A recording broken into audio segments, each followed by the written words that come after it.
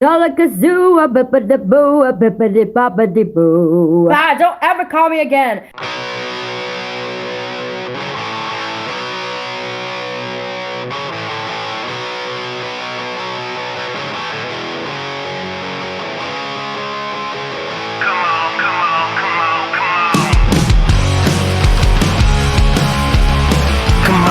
on, come on, come on.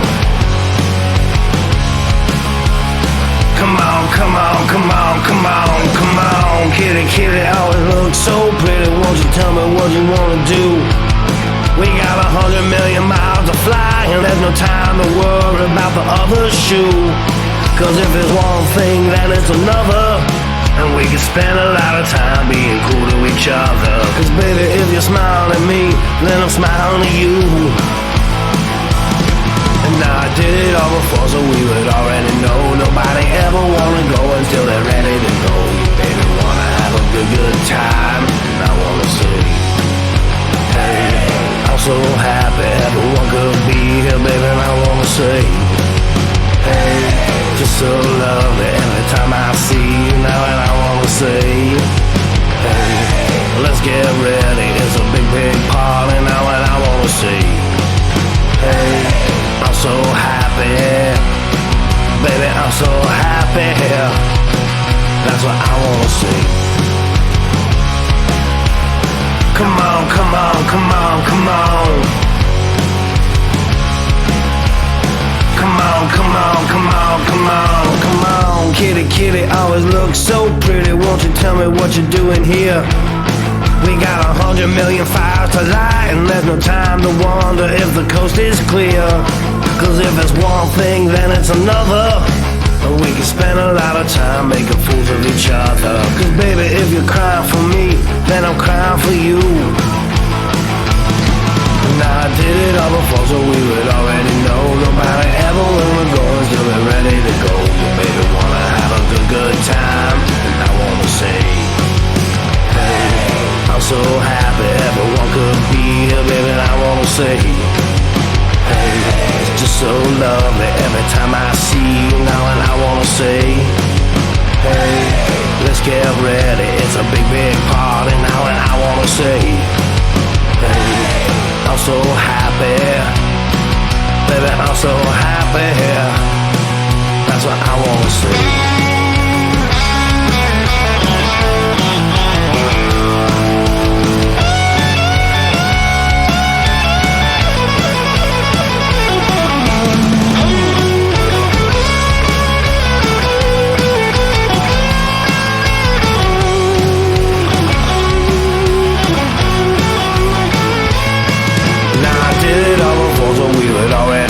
Nobody ever wanna go until they're ready to go. Your baby wanna have a good time. And I wanna say, hey, I'm so happy everyone could be here, baby. And I wanna say, hey, it's just so lovely every time I see you now. And I wanna say, hey, let's get ready, it's a big, big party now. And I wanna say, hey, I'm so happy, baby, I'm so happy. Oh, come on, kitty, kitty, always look so pretty. Won't you tell me what you wanna do? We got 100 million miles to fly, and there's no time to wonder about what others do. Cause if it's one thing, then it's another. And we can spend a lot of time playing cool with each other. And baby, if you're trying for me, then I'm trying for you. Now I did it all before, so we would already know. Nobody ever wanna go until they're ready to go. Your baby wanna have a good time, and I wanna say, hey, I'm so happy everyone could be here, baby, and I wanna say, hey, it's just so lovely every time I see you now, and I wanna say, hey, let's get ready, it's a big, big party now, and I wanna say, hey, I'm so happy, baby, I'm so happy. You know that I'm so happy. That's what I want to see. It's actually stunning to me that we only really have 2 songs that are explicitly about a cat. I want to say, yikes. Well, we got a couple choices here. I can tell you what the other choices are. There's this terrifying thing that's up on the screen right now that you probably. This guy is, I don't know, everybody's so creative, doesn't even begin to describe the thing that's on the screen right now. Everybody, if you want to see, this is Old Man Discovers Selfies. That's Freedom Corner. Do you remember Deanna Ploss, how she did those standouts? Yes. Imagine doing them at night in the general vicinity of the jail where all the people who stole the door are. Then you have that one guy that's like investigate the police or whatever that goes and stands in front of and I'm a sovereign citizen and it's my rights to be in this building and So there's something else that I'm gonna have to get to sooner than later that we could watch instead. It's Elon Musk being interviewed by a very nice Jewish man named Andrew Ross Sorkin not long after Elon Musk tweeted a whole bunch of fucking anti-Semitic shit. There's another thing that we may never do. The story that's been taking up too much of my time, the one that we're about to go bye to, he did like a several hour live stream with a drama streamer about his big old sad that he's having. Oh, I feel like we have to watch that at some point because it's only going to get better for us and worse for everybody else. You want to just bite the bullet and do it now? We don't have to watch the whole thing. Let's just do it now because in an hour in or so, then we'll get enough people going and we'll be able to talk about the shit that we really should talk about. Right. The thing that we're actually, this will be practice for our actual video on this, right? Because we do have some thoughts. So everybody, I don't know if, and now I forget his fucking name. I don't know if some of you from the SPTV universe. The answer to the question you asked me an hour ago on Discord is yes. So I don't know if Pete Jensen covered this last night. It was nice of Pete Jensen to be like, do you mind if I cover this? And I said, you can do whatever you want. And so this is probably like 900 hours long. And if we're going to catch everybody up, we're not going to catch everybody up. We're never going to catch everybody up. So this channel is called Down the Rabbit Hole News. This is like a true crime and drama channel that this guy went running off to talk about getting removed from the charity that he was removed from for various and numerous reasons. It's 900 hours of, it's not Aaron Scott Levin, but if he ever calls the show, I'm going to insist that his name is Aaron Scott Levin just to be disrespectful. This is Aaron Smith-Levin. He is on some drama channel. I bet he's gonna cry bully. I think he's on there to cry bully. Because I think that's the first thing you noticed about him on Leah's show, that when he was crying, you got cry bully vibes from him. I think you're the one who said that. Also, like big ol' entitlement vibes and big ol' fucking, just a fucking kind of just a shitty person in general. Master of Puffin says lots of fake tears in this. So I don't think I want to watch too much more of it than maybe the first segment here, because it's really long. And while you have no idea, the names of people that you have seen on TV chat now, that you've seen on TV many times, are now barking in my ear telling me that my coverage of this is great. And my response to most of them has been like, I'm out here all by myself. Where you at? Where you at? I'm out here. I'm out on this limb all by myself. Where you at? Jeremiah Monster accused us of something terrible earlier today. Working for Scientology? No, that we have journalistic integrity. Oh. That just insinuates that we're out here to help people, and we're not here to help people. You don't have to help anybody, Dev. We just there's just things we won't do. No, I know. there's lies we will tell, but that's mostly for fun. And then there's lies we won't tell. Like every time we claim that Madison Star Moon has retired from activism, that's a lie. But boy, is that fun. Yeah, we claim that for fun because we're trying to get her to call us again. Or to quit her activism. But a little bit of both. So anyway, this is what we don't know. I know all of it. I wish I could tell you the fucking things people have told me. The stories that I've been told in the last week. That was after the first week of people telling me shit. The stories I've been told in the last week about Aaron Smith-Levin engaging in bullying and clout chasing, telling people what they can and can't cover behind the scenes, telling people that if he's covering something, they're not allowed to do it on their channel. Good luck. Yeah. I just was stunned. I was stunned and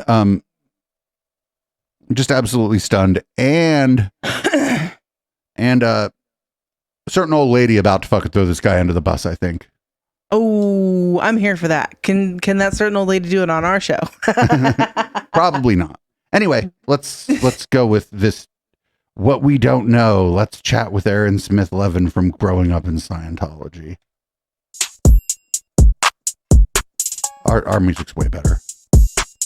At least there's also, how's my audio? It's better. Your mic isn't popping and crackling. You got a new mic cable. I did. It's a right angle one. I love Hey, it. everybody. Ooh, I don't know why my phone's going off. Shout out to everybody in the chat. Thank you guys for coming. Her shit's like popping. It's not you. It's her. Like she has how many? She says she has 50,000 subscribers and she can't buy a microphone. I know for something. I have a guess. Yes, I do. Shout out to everybody. If you're new to the channel, make sure you're hitting the like button and you're subscribing. I want to thank all the mods that are working really hard in the chat and all the new members. Yeah, everybody who said anything negative about Aaron got kicked out of this lady's chat. Mr. Aaron. All right. Hi. Hey there. You don't need an introduction, just so you know. So I'm like, everybody knows who Mr. Aaron is, you know? Well, no, everybody knows what's going on. That's why everybody's at your channel. So he's involved with SPTV? He's got that logo thingy up there. So the deal is, that doesn't really belong to anyone. And so I'm thinking we should pop one up on our stream next time we talk about him. On fucking Thursdays is the Scientology is the SPTV segment. Nobody really owns it, so. Okay, fair enough. Shout out to you. I love it when you call me Aaron in your videos. I had to stop that because when I was first doing coverage, I found myself saying Aaron all the time. It's just catchy. And then somebody in the chat said, okay, Rabbit, shut up. Like, that's a little too much.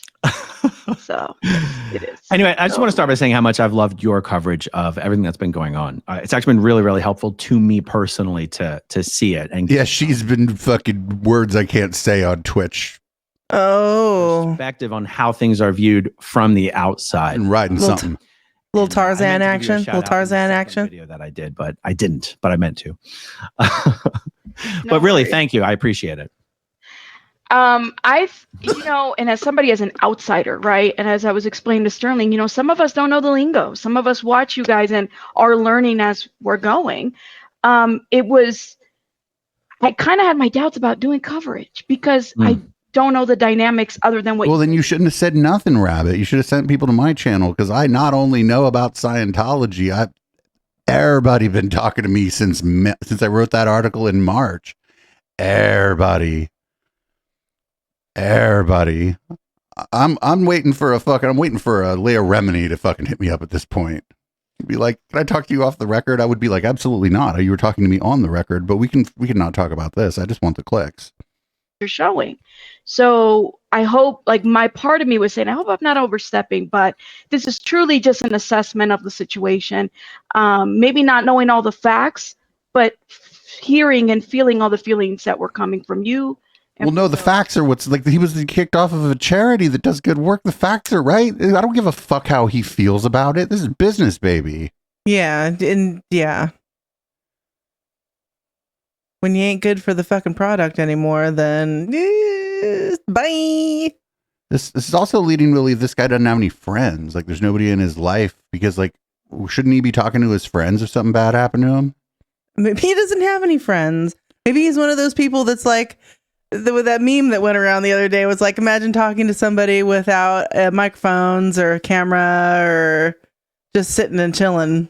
Yeah, oh, you've discovered hanging out. Yeah, tech bros reinvent hanging out In the board. That's the one. I hope that, I mean, you knocked it out of the park, really, and that's not. It's not. Whoa, she's up like. Somebody in chat just said she's up like 12% in her subs just since he came on. Dude, he just said that she knocked it out of the park, and I don't think she said fucking anything yet. She said she didn't know anything, and well, I think he's talking about previous videos she did that we are not going to go back and watch. Okay, no, we're not going. We're not going to go back and watch. So, just real quick, I just want to, the people that are sticking up for this guy are like Andrew Gold. I'm in the Discord now. I don't know what you mean. Juko, haven't you always been in the Discord? Yeah, I thought Chico was in the Discord all the time. Oh, you're in the SPTV Discord. Oh, very good. Very good. Those people are so cool. Hell yeah. Like you were willing to consider everything and look at everything and even assume, even if that was true, this is what I would think about it. And that's the part that I really appreciated. Absolutely. And So, but again, if you notice he's sticking up for him, it's like this Andrew Gold guy who's like had a Don Oliver on recently. Not great. And then this drama streamer, like you see like who's kind of got this guy's back, and it's not the people who have been talking about Scientology. We generally do an hour a week on Scientology, right? And most of the people who have his back have done 0. They're just like YouTube personality types. Yeah, fuck Andrew Gold. not even to assume negativity of anybody, but I think one thing that I took away was that you guys knew each other for many, many years, and to have something like this happen the way that it did, that's why it landed, like, even as a person. I don't know if, everybody is doing right by this situation. So that's kind of what my stance was. There was something that you said on your video, though, your second video, at the 8-minute mark, where you really got worked up and you just cry bullied. And I had to even pause it while I was reviewing you, because I said, what's going on? Like manipulation. Narcissism. Making oneself a victim to bring the audience in just that much more. Yeah. I don't know. Aaron, you are a firecracker on YouTube. Like you. No, he's a ginger. Amazing. I remember, and this is, I've been a longtime subscriber of yours, but I remember specifically when people were coming for the Jane Does, for Chrissy Bixler, for example, and you sat there and you said, people want to come for her. Well, they're going to have to come for the whole nation, because we stand behind the victims. Yeah, but now it's different when Aaron's the one, right? Yeah. How the tables have turned. Or maybe you got dropped on you, like Wile E. Coyote. Oh, that's an anvil. Or maybe you were thrown through it. And I was just like, what's going on? What is going on? Can you talk about that? Can you let me know? You mean about coming for the Jane Does?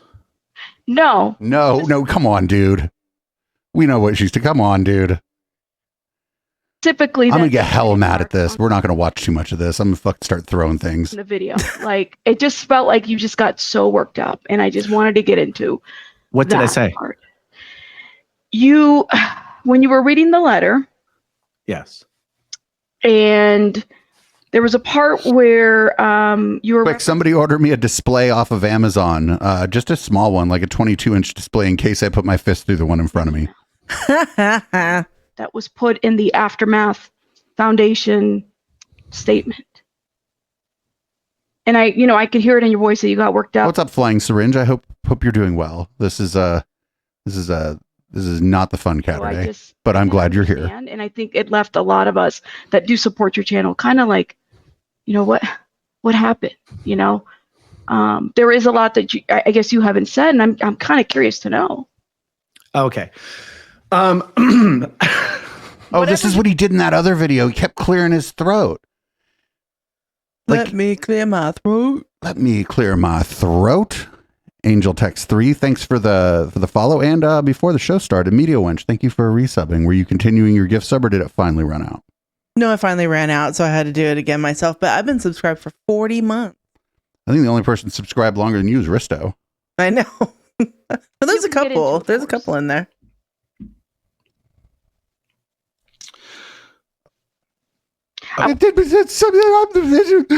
Stop it. Reminds me of Alex Jones. Yeah, when Alex Jones cries.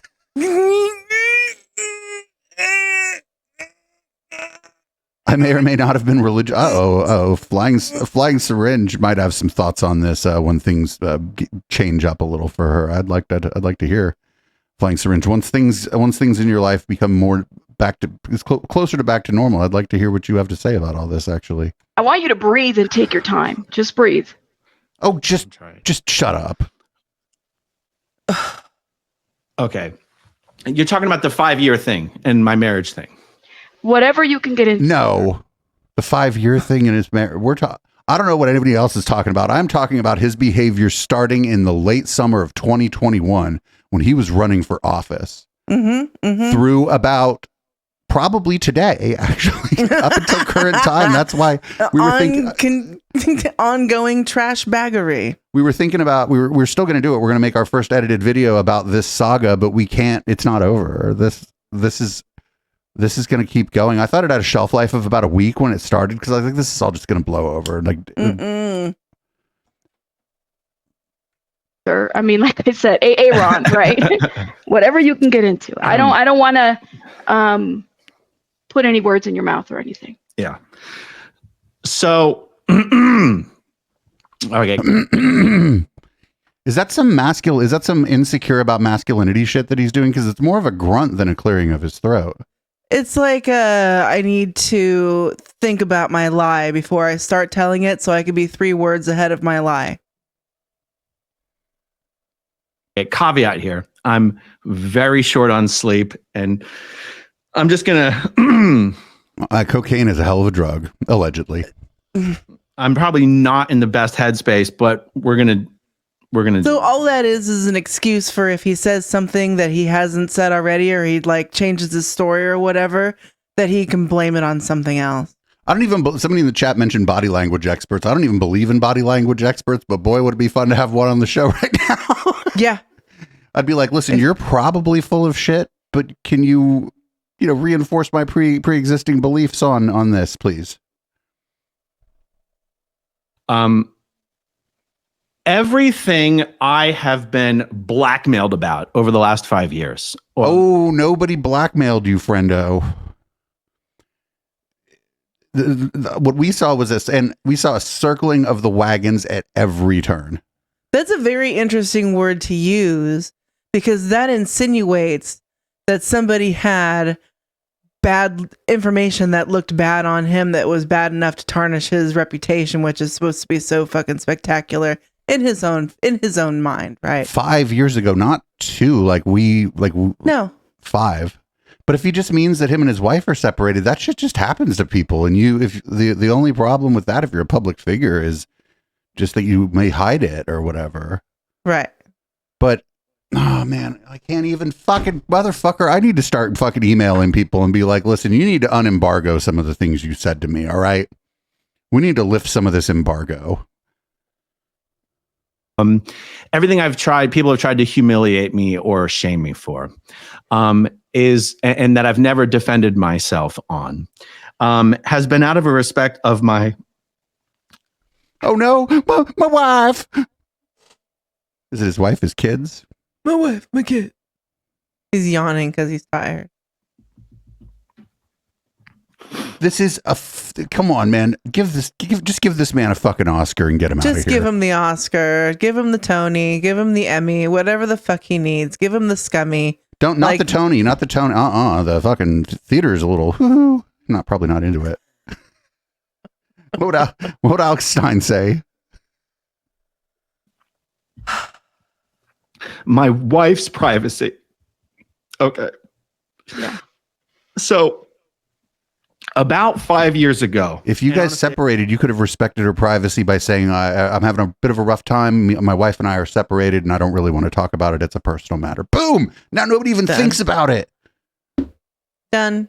Sam Cedar, when him and Nikki broke up, he said, I don't really want to talk about it if I'm a little down or not on top of my game. Nikki and I, we're getting separated. And that was all he said about it. And everything was fine, actually. And because that's what you do when you're an adult and a public figure. And in his case, his wife is or his ex-wife was like a film director or something, so. Right. But this man is a narcissist, so he has to control the narrative. Glean empathy from his community. With COVID, my whole sense of time is totally screwed up. Meaning that it just... Oh, hey, in turbulation. Please. Oh, okay. Well, never mind. I'm not talking about the I was after going to effects of answer. COVID. I mean, the having a year thrown in the trash has messed up my sense of time. But in that, But we had 2 years thrown in the trash because of COVID, and we did it all happened for a day, and then we actually became the best channel on the whole fucking website at night. I said, I was basically apologizing for how careless I've been the last 5 years. That reference to 5 years was referred to the fact that Yes, we know your wife left you. about 5 years ago, my wife and I sat down and basically said, this is insane. Like, we are fucking miserable. Yeah. Now it was me really sitting us down, and I said, I'm not going to keep living like this.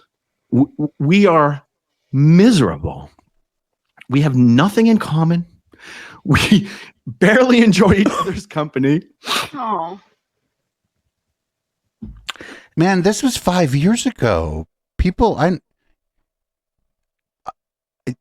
don't know. I don't care. How long were they fucking married? This is.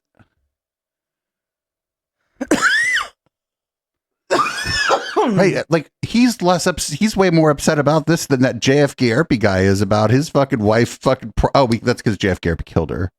Yeah, it's like this lady came and just kidnapped Mama J to the fucking wilderness.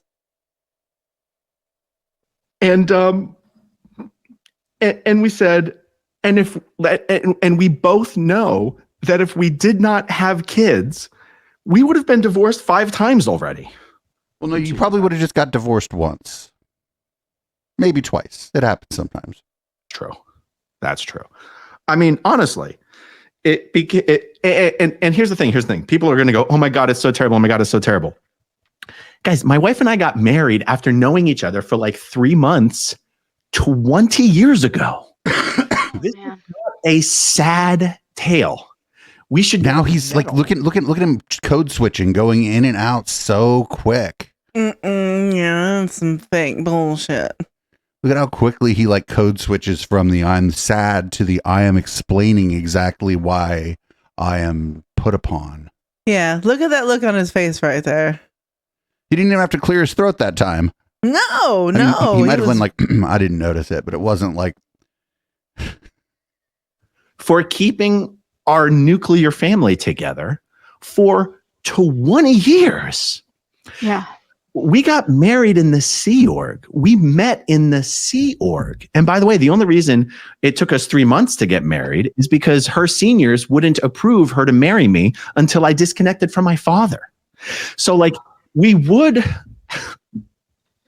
I'll start crying about your dad now. If it were not for that, we would have gotten married after knowing each other for 3 weeks. Because that's the Sea Org. We didn't even know. You don't even know a person after 3 weeks. You don't know a person after 3 months. No. Mm. Wow. Now, due to the nature of, when you want to leave the Sea Org, you're not allowed to talk to your spouse about wanting to leave the Sea Org. And, it's really hard to think about this, but, the way my wife and I got out of the Sea Org without it being very, very difficult to leave is she was pregnant. My wife and I never even had a conversation where we agreed we were going to get pregnant. Yeah. We were so having to follow the rules of the Sea Org and follow. But if you've decided not to use any contraception and you're people who are capable of getting pregnant, actually, you had the conversation whether or not you had the conversation. Thank you for the raid. And here comes some Catterday goats. That, I mean, obviously, in order to get pregnant, it requires cooperation. But imagine not being allowed to have a conversation with your spouse about, we're going to do this, right?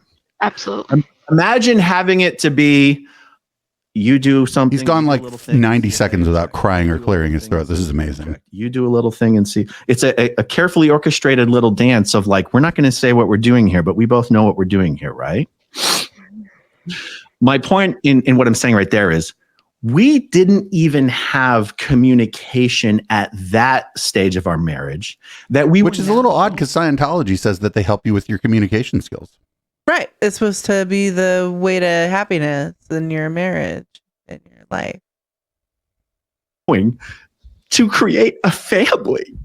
You know, like, we weren't even I allowed can't to even talk fucking about with that fucking shit. No, Okay. So my no, point is no, that no, no, by the no. Aaron, you have to stop we that leave the immediately. Sea Org, or when we leave the Sea Org, we're already having a family. And we're only now even finding out whether we have anything in common. Okay. This isn't intended to be a big, sad sob story. This is. Oh, shut the No, fuck up. yeah. Oh, Oh, yes, it is. Oh my God. I mean, This isn't what she was asking about either. She was No, like about she Me Too asked you- and victims of abuse. We know what she was alluding to, right? Yeah, she wanted to know what went on behind the scenes about you getting kicked off the fucking Aftermath Foundation. He has to go into when I was 5, I had a puppy. we were in a fucking cult. This is how it happens. Okay. So my point is, if someone were to go, oh, where did it all go wrong? I don't know that it was ever going right. But this is none of our fucking business.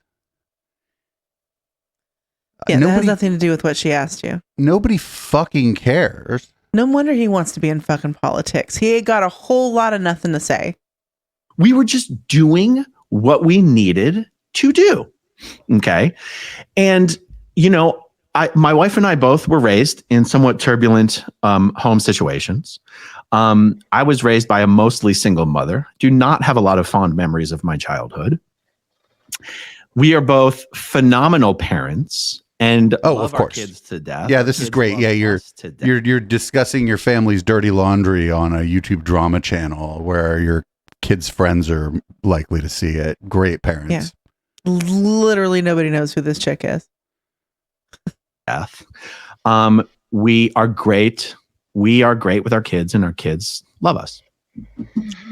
And, you know, at that time when I sat down with her, I said, I'm not going to be miserable for the rest of my life. And I said, you know, I don't rely on you for my happiness. If I'm unhappy, I don't go, hi, I'm unhappy. Can you help me feel better? And I said, Well, like actually, if you have a good relationship with your partner, that might be a thing that your partner could probably help you out with, right? Like you're like, oh, I'm having a bummer of a day. Ooh, Peter just donated some money to us. That was very, very kind. It's $20. got the kitty cat. It looks like Effie now. I have an F cat that looks like that. Thank you. I will spend that on. Oh, what is it? It's called Twitch doesn't pay out till the 15th. Didn't rely on me for yours. Like, you need to figure out how to be happy. Whatever you need to do to figure out how to be happy, you need to do it, because that's what I'm going to do. Okay. Yeah. And I said, at the time, the language that I used was open marriage. I said, you know, I'm not. But that's not what an open marriage. An open marriage is like, I totally love you, but I get horny and you get horny, and we want to get horny with other people, and we need to have good communication and make sure that we're being safe and getting tested and all the things that go with an open marriage, which is fine. I've been in open relationships to varying degrees. I've had relationships which are only open insofar as you have threesomes. I've been in open relationships where, you know, every 6 months you get a hall pass. I've been in all different, you know, but that I am miserable because of you is not an open marriage. No, I'm miserable because of you, and I can't afford to live anywhere else. So I'm going to just take up another room here, and then I'm going to go out and fuck other people. That's not an open marriage either. So in the chat a couple months ago, it was at her painting event. I could see where even if you were just like trying to get along for the kids, you might go to mom's painting event so that the kids see dad at mom's painting event, right? You can see that.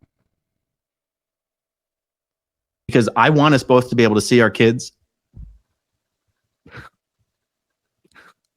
Oh, he invited his fans to his wife's paint. Oh, get the fuck out of here. He was putting his wife's paintings on display to his fans then, right? I don't know. I don't know. I can't.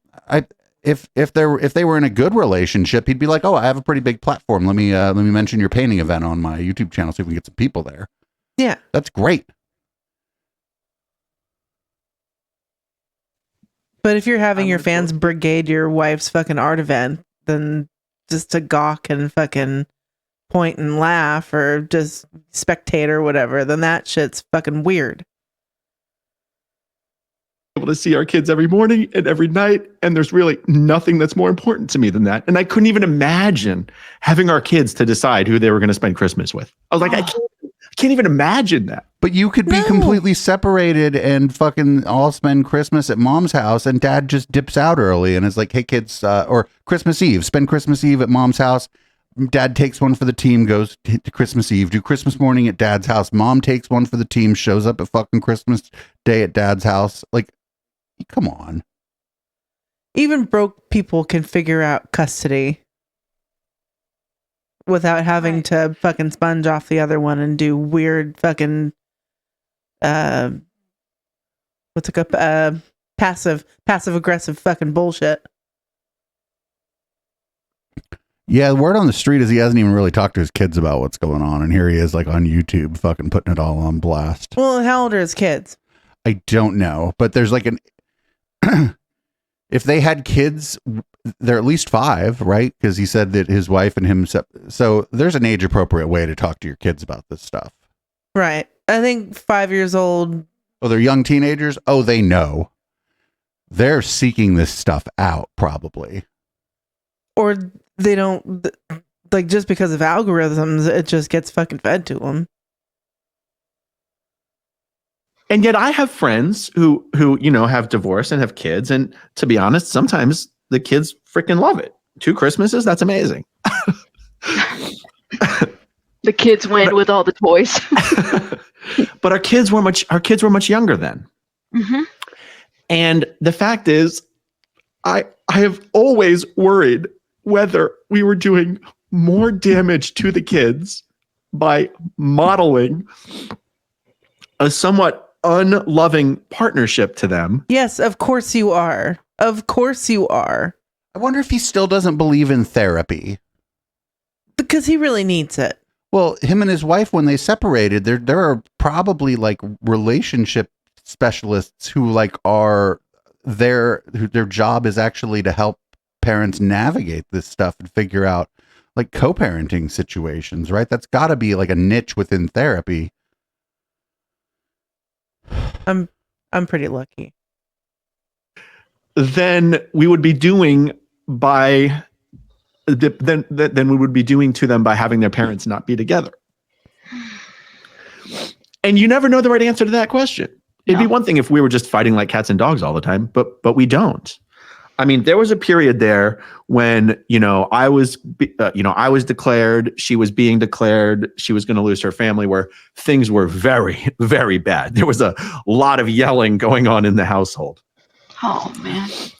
And that was not good, but it hasn't been that way for years. Like, it's been pretty calm for years. And the status quo is something. Sorry about that. My internet got weird for a second there. Complacent with, as I'm sure she has. By the way, to the viewers, I'm coming down with finally, after all my traveling and lack of sleep, I'm starting to get a bit sick. So I'm just going to be drinking a ton of water. Okay, Please so he's do. tired. Please do. He's Always sick. good to- And his And I brain just isn't want you working to know, correctly. like, just so you're aware, when I was covering the situation, somebody in the chat, in the comments, it said, we love Aaron, flaws and bruises and all. So I think that resonated with me because you have created a community that has your back and that, understands you and seeks to continue to understand you, if that makes sense. Yeah, absolutely. And, it's funny because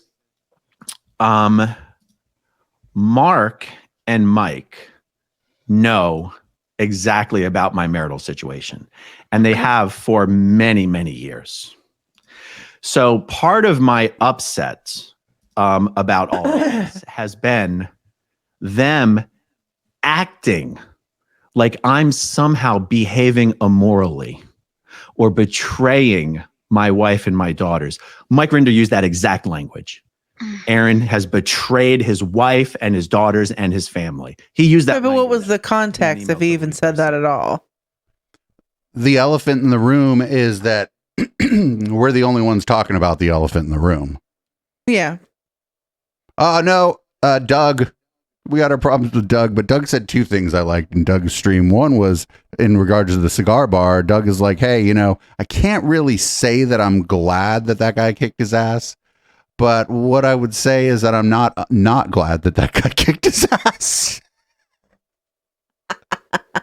Or, something like that, right? And then that sounds like something Doug would say. And then he said, everybody knows what happened in LA. Everybody's talking about it behind the scenes. He's like, and he lives there, so he would know, right? Well, that proximity doesn't mean I probably knew before him, right? But it was a different scenario.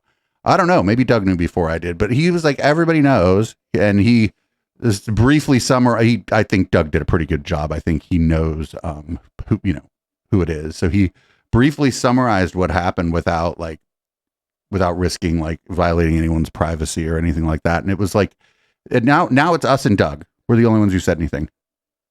I've told every one of these motherfuckers that talk to me that I'm out here by myself, and I lied to them, I guess, because Doug's out here with us. Yeah.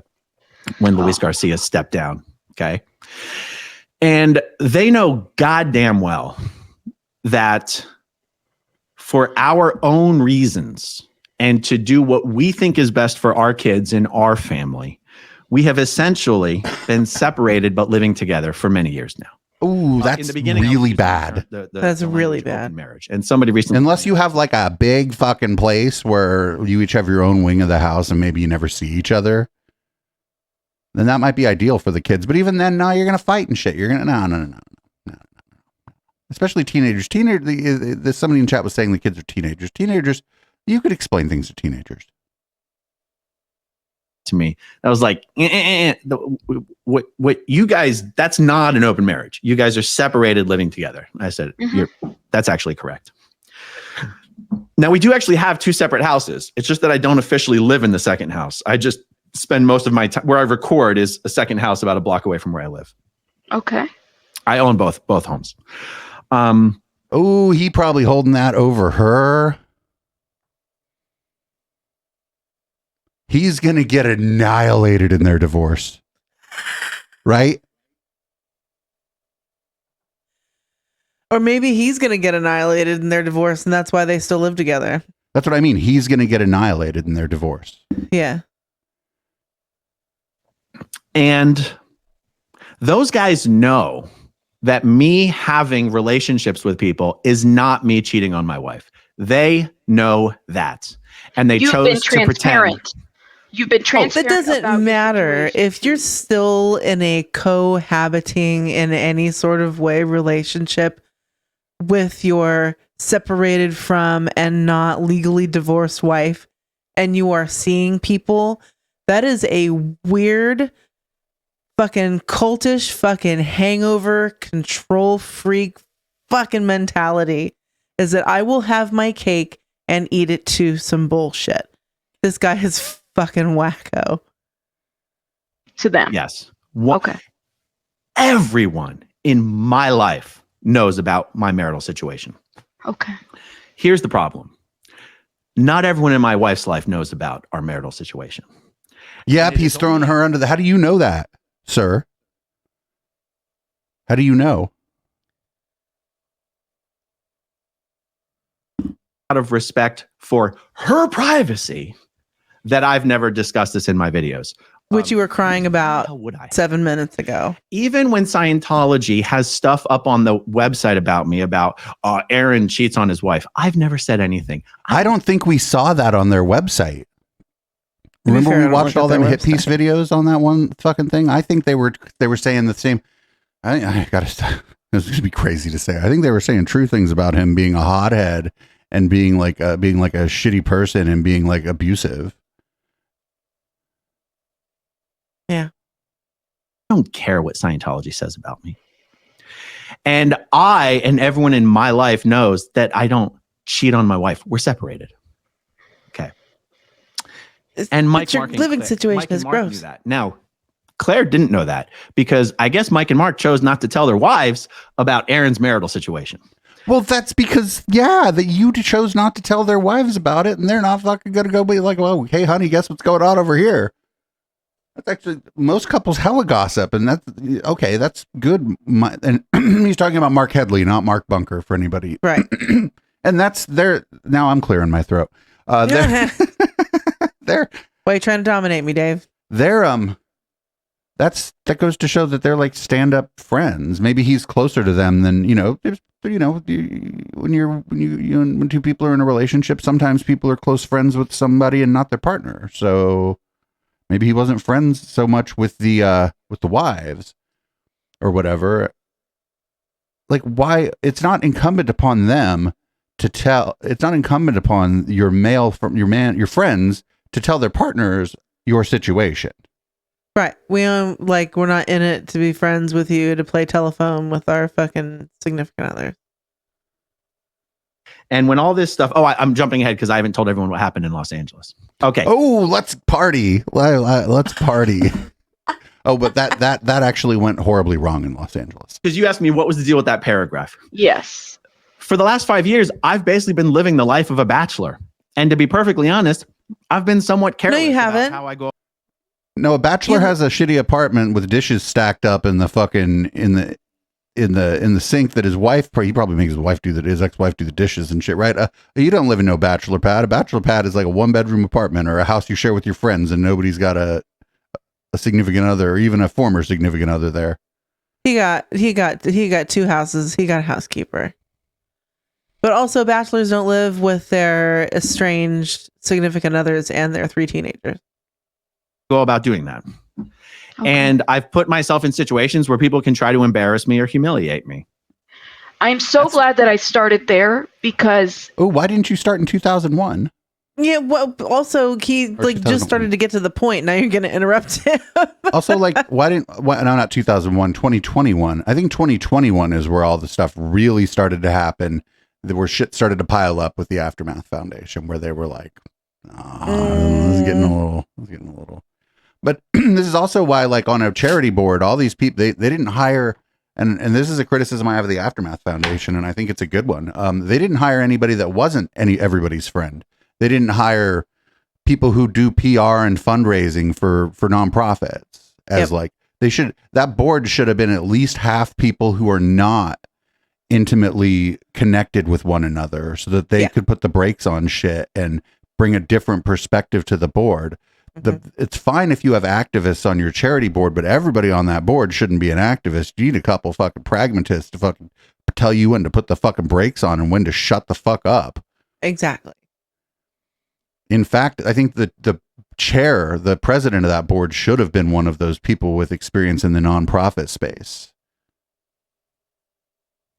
then that would make sense as far as whatever you want to do in your own personal life. Yeah. Right. It is interesting you say that because even as somebody that was giving commentary, the emails, and I'm sure I'm not the only creator that made commentary. Oh yeah, he published some of the emails. He's lucky he didn't get Sam Harris, like when fucking Noam Chomsky published the Sam Harris emails, because Sam shared like one of them, and then Chomsky just dumped them all, and it was like Sam begging Noam Chomsky to talk to him, Noam Chomsky telling him to go away. And then Sam just keep begging him to talk to him, and then Chomsky started being mean to him. And Sam Harris looked like a needy little, Mm-hmm. The same thing happened with Ezra Klein. He started talking. They didn't turn around and do that. Like, they could have turned around and whatever emails they had with each other, they could have published it all. And I bet he was fucking rageaholicing in those emails, right? It wasn't per my last email, right? No, this was fucking listen up, motherfucker. Right. Received emails about Aaron this, Aaron that, and Aaron this, and I'm like, but you only saw the part that Aaron chose to show you. And his little echo chamber. I'm telling you, I can't tell you who I told this to, but I told more than one person that the reason that they think my coverage of this is good is probably because I'm not so deeply involved in all of this. I think the Aftermath Foundation is good, and I don't like Aaron, but this is one of those times where I think the fact that we do the intellectual Dollar Tree gives us a fucking perspective on things that we wouldn't have otherwise had. And some extent watching other activist community, like the chemtrails community, watching it fall apart. We're seeing some similar stuff going on, though, to be fair, nobody in that seemed to be doing the kinds of things this guy was doing. There were some real pieces of shit in there, but good God, this guy fucking fucked up. I don't know. And I don't really care because it's not about him being on this board and helping people and bringing awareness. That is separate. So I'm glad that you clarified. But that except portion. that he used the fact that he was on the board for personal clout. And so now they're not separate. Mm-hmm. I found out through this that they didn't have like an ethics clause for their charity, like from the first day. Like, no, they those didn't. sweet summer children. They didn't even copy and paste some shit from like fucking like LegalZoom or something that that they're supposed to pay for, like most people do. No boilerplate, like nothing. And it's because they were naive, and because they were all friends and decided they were going to start this charity as friends, and did not bring in outside help, possibly because of paranoia. And now the outside help is saying something they don't like, and fuck, that must be OSA, right? Like, remember that Talking John Birch Society Paranoid Blues song? Yeah, they're looking for OSA everywhere. They're in the toilet. They're on the hullabaloo. Ran out of people to start investigating and started investigating myself.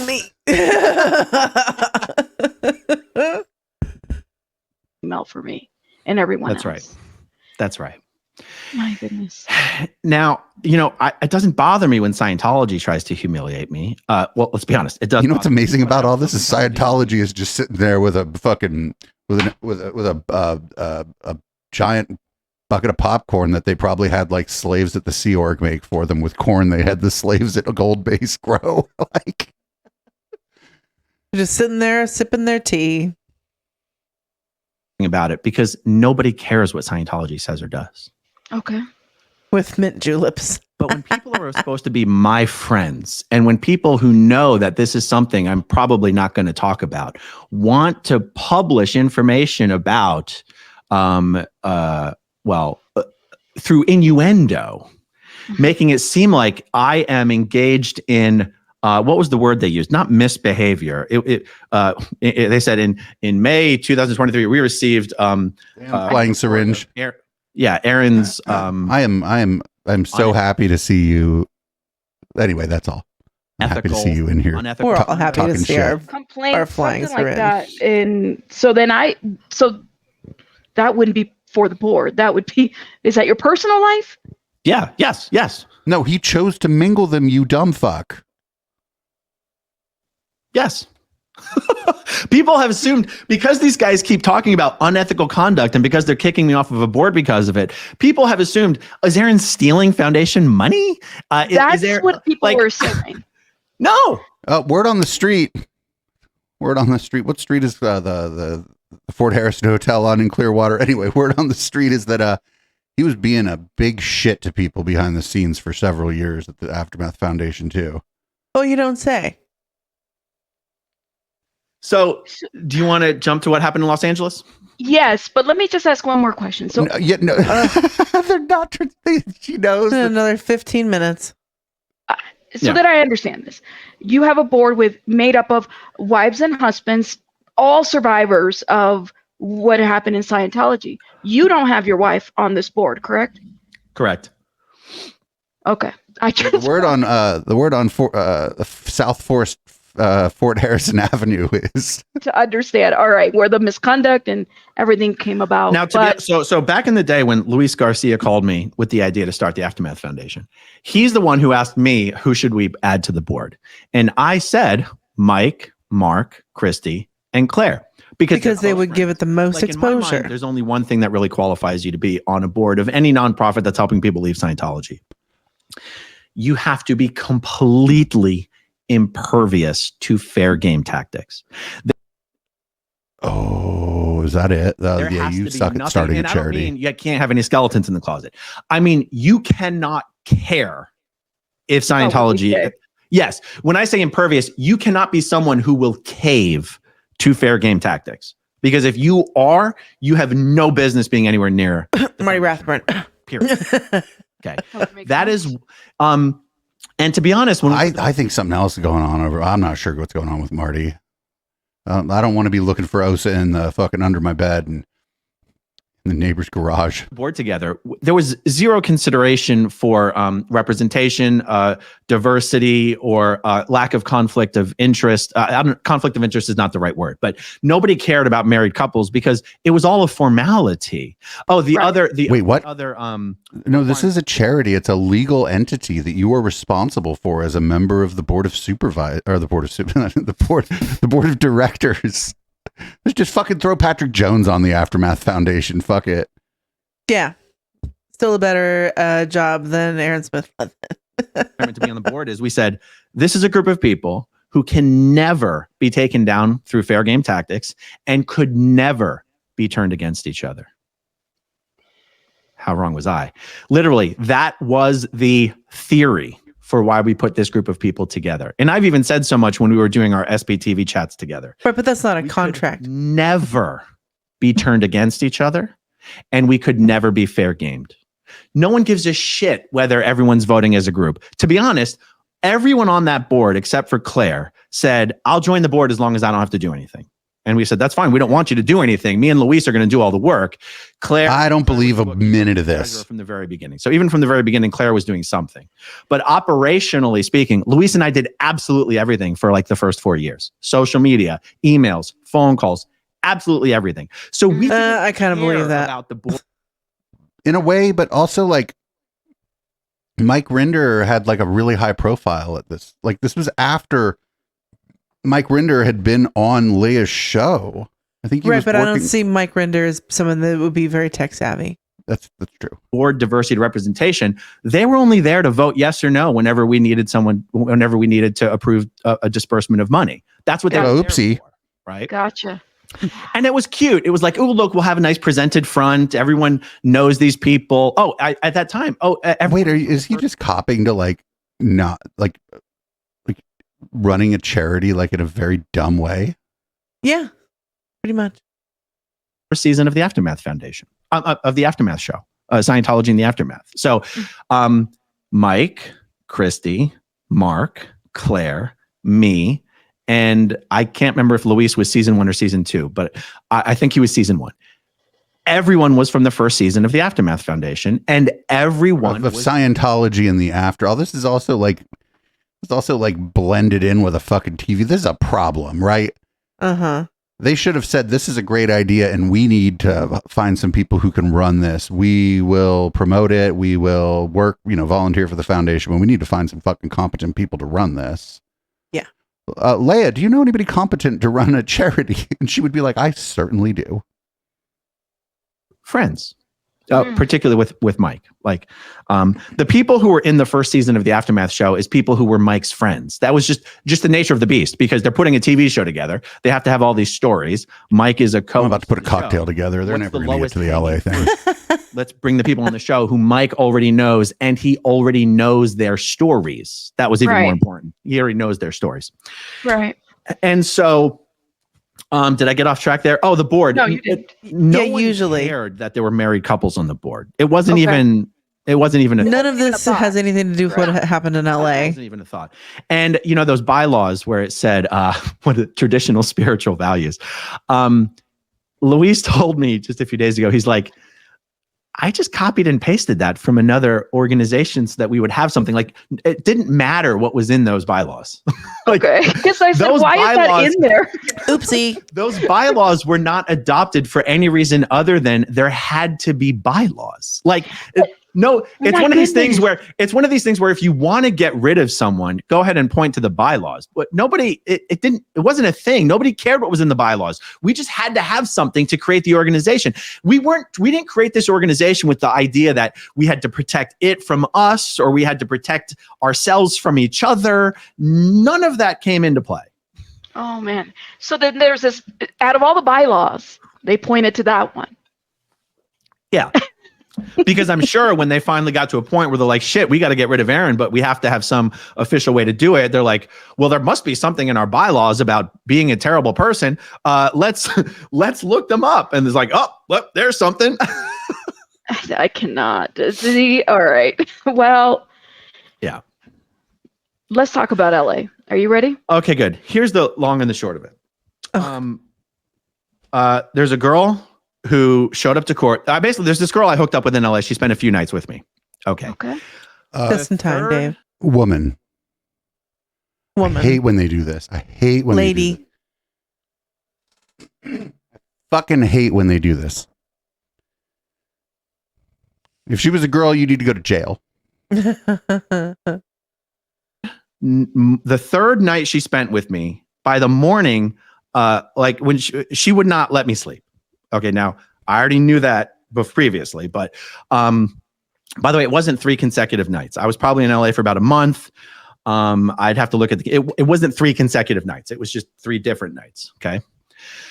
The last morning I was like, I have to sleep. Like, can you please stop talking? I don't know what's wrong. She just had this thing. She doesn't stop talking. And I don't mean that in some funny cliche way. I mean, whatever is going on with her, she has this constant monologue.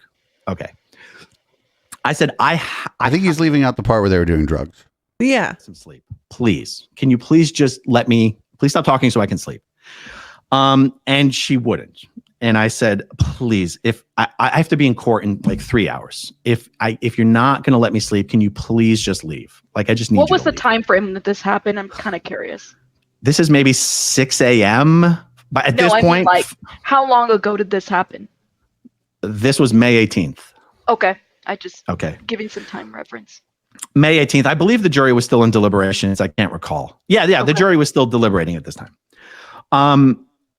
And I just, please, I have to sleep. Can you please leave? Now, instead of just leaving, she decided to trash the hotel room and assault me physically and try to destroy the place. And at one point, I can't remember if it was before she started trying to break things or after, she sat on my chest and said, God. well, if I'm never going to see you again, then obviously one of us has to die. And so it must be you. And Oh, come on. Oh my God. Oh, Now, come the fuck she's on. a small person. Okay. Meaning, I mean, she's a grown person, but I'm 220 pounds. I mean, she's probably 110 soaking wet. So I'm not in physical, at no point did I feel like I was in some kind of physical danger. What was going through my head though is I wasn't staying in a hotel per se. I was staying in a private club as a guest of another. Oh, they're going to kick you out that private club. Psychologist. Okay. And I'm very aware at that time that yes, I might morally and privately be able to have relationships with whoever I want to. But the world, who knows me just parasocially, sees me as a normal married guy. Well, that's your fault. And Scientology certainly takes advantage of the fact that the world sees me that way, which is why they think they can try to humiliate me on the website by characterizing me as just a philanderer. Right. And I'm in LA covering a rape trial. And I said to myself in my mind, if the police show up to this hotel with a half-dressed woman in my hotel room, Yes. involved in some sort of a physical altercation, Yeah. my life is over. Yes. I cannot survive that. And so what's going through my mind here is, how am I going to get the two of us out of this building without someone calling the police? And at the same time, what's going on there, simultaneously, the thought is, I cannot call anyone for help. Wait, if you believe that you're the victim of a crime, I don't like the cops, but if you think the crime is in progress and somebody's trashing the room that you are at a private club, that, first of all, at a private club, they have security. Mm-hmm. And you don't get to stay for free at a private club if you don't know whoever owns the club. So actually, yeah, you have plenty of recourse in this case. via official or unofficial channels?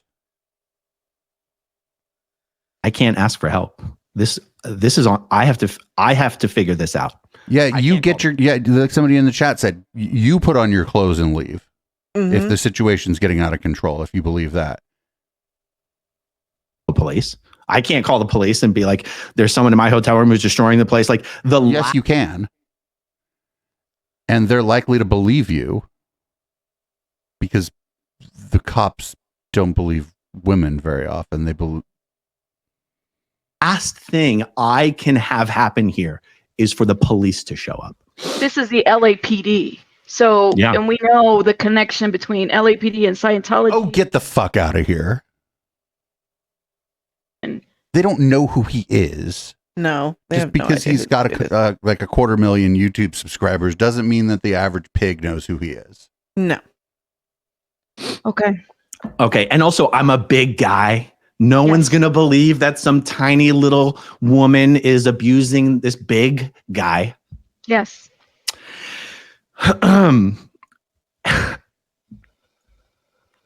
Okay. So, and also what I'm thinking is this will thoroughly humiliate my wife But why? She's already humiliated by you, dude. But wait a minute. I thought that they were separated and she knew that he was out having a fling. Like, I thought what do you mean? Well, It's more embarrassing to him because here's his wife at home taking care of his children while he is allegedly out at some bungalow, with what he is calling a unstable, murderously threatening person who has just destroyed his hotel room. That would be embarrassing to me too if that was my ex that wouldn't fucking leave. Then how he was acting out and fucking wilding out in fucking California. Yeah, I'd be fucking embarrassed. that Doors song about a Hollywood bungalow. Maybe it was that Hollywood bungalow. Most people in her life don't even know about our marital status. Absolutely. Okay. She starts throwing. Okay, so she grabs my neck because I know people are going to think, oh, did you hit her in self-defense? I never laid a finger on this girl. Woman. Not a finger. Woman. If only out of sheer terror that if I did and something happened, the police would show up. He didn't call the cops because they were on shrooms, like somebody in the chat said. Mm-hmm. So think about the flow chart of decisions. You're like, I am out of town, 3,000 miles away from home, in a place where I don't really know that many people. I am paranoid about Scientology because I think OSA is in my television. So I'm going to take a bunch of fucking drugs that might tend to make you more paranoid And see shit. while I'm covering a trial in the capacity of a journalist. Who does he think he is? Hunter Thompson? And I'm going to fucking jail. Yes. Okay. Because she's so small, like when she has her arms around my neck, I'm just grabbing her wrists and I'm trying to de-escalate. I'm trying to be like, oh God, just please stop. Calm down. Please calm down. I'm sure that's how Okay. it was. Yeah. The de-escalation and diplomacy skills that I brought to bear in this Oh, shut the fuck up. You were on mushrooms. You don't remember. Oh my fucking God. of the Middle East conflict. Okay. Okay. There in this, the de-escalation and diplomacy skills that I brought to bear in this situation would solve the Middle East conflict. Okay. Boo. Come on, man. Boo. Okay. She's throwing water. She's throwing food. She's hitting me in the face and head. She's trying to break my lights. She's picked up my whole computer to try to throw it. I grabbed her. Okay. Oh my God. She grabs my microphone, which isn't on one of these stands. It's on one of the heavy metal stands because I was in the hotel, right? Uh-huh. you know, these things are like a fucking 10-pound metal mic stand. She Right. throws the mic on the floor. Oh, my. Okay. Now, I, at this point, am just trying to calm her down, but I have no idea how I'm getting us out of this hotel room.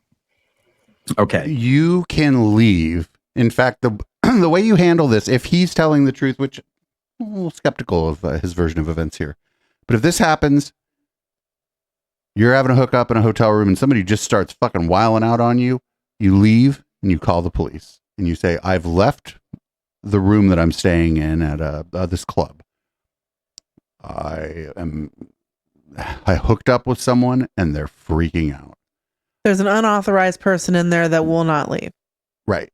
Well, they were authorized to come in, but yeah. You just Revoked that authorization. Yeah. It just so happens that I looked down at my foot, and I saw a picture of my wife. Big toe is sliced wide open and bleeding like fucking crazy. Oh my God. Okay. Now, feet bleed really bad. Okay. No. I've never It's had that a foot contact injuries on my foot. suck because you have to stand on your foot. Your feet are actually going to, there's the veins and stuff in your feet are really small.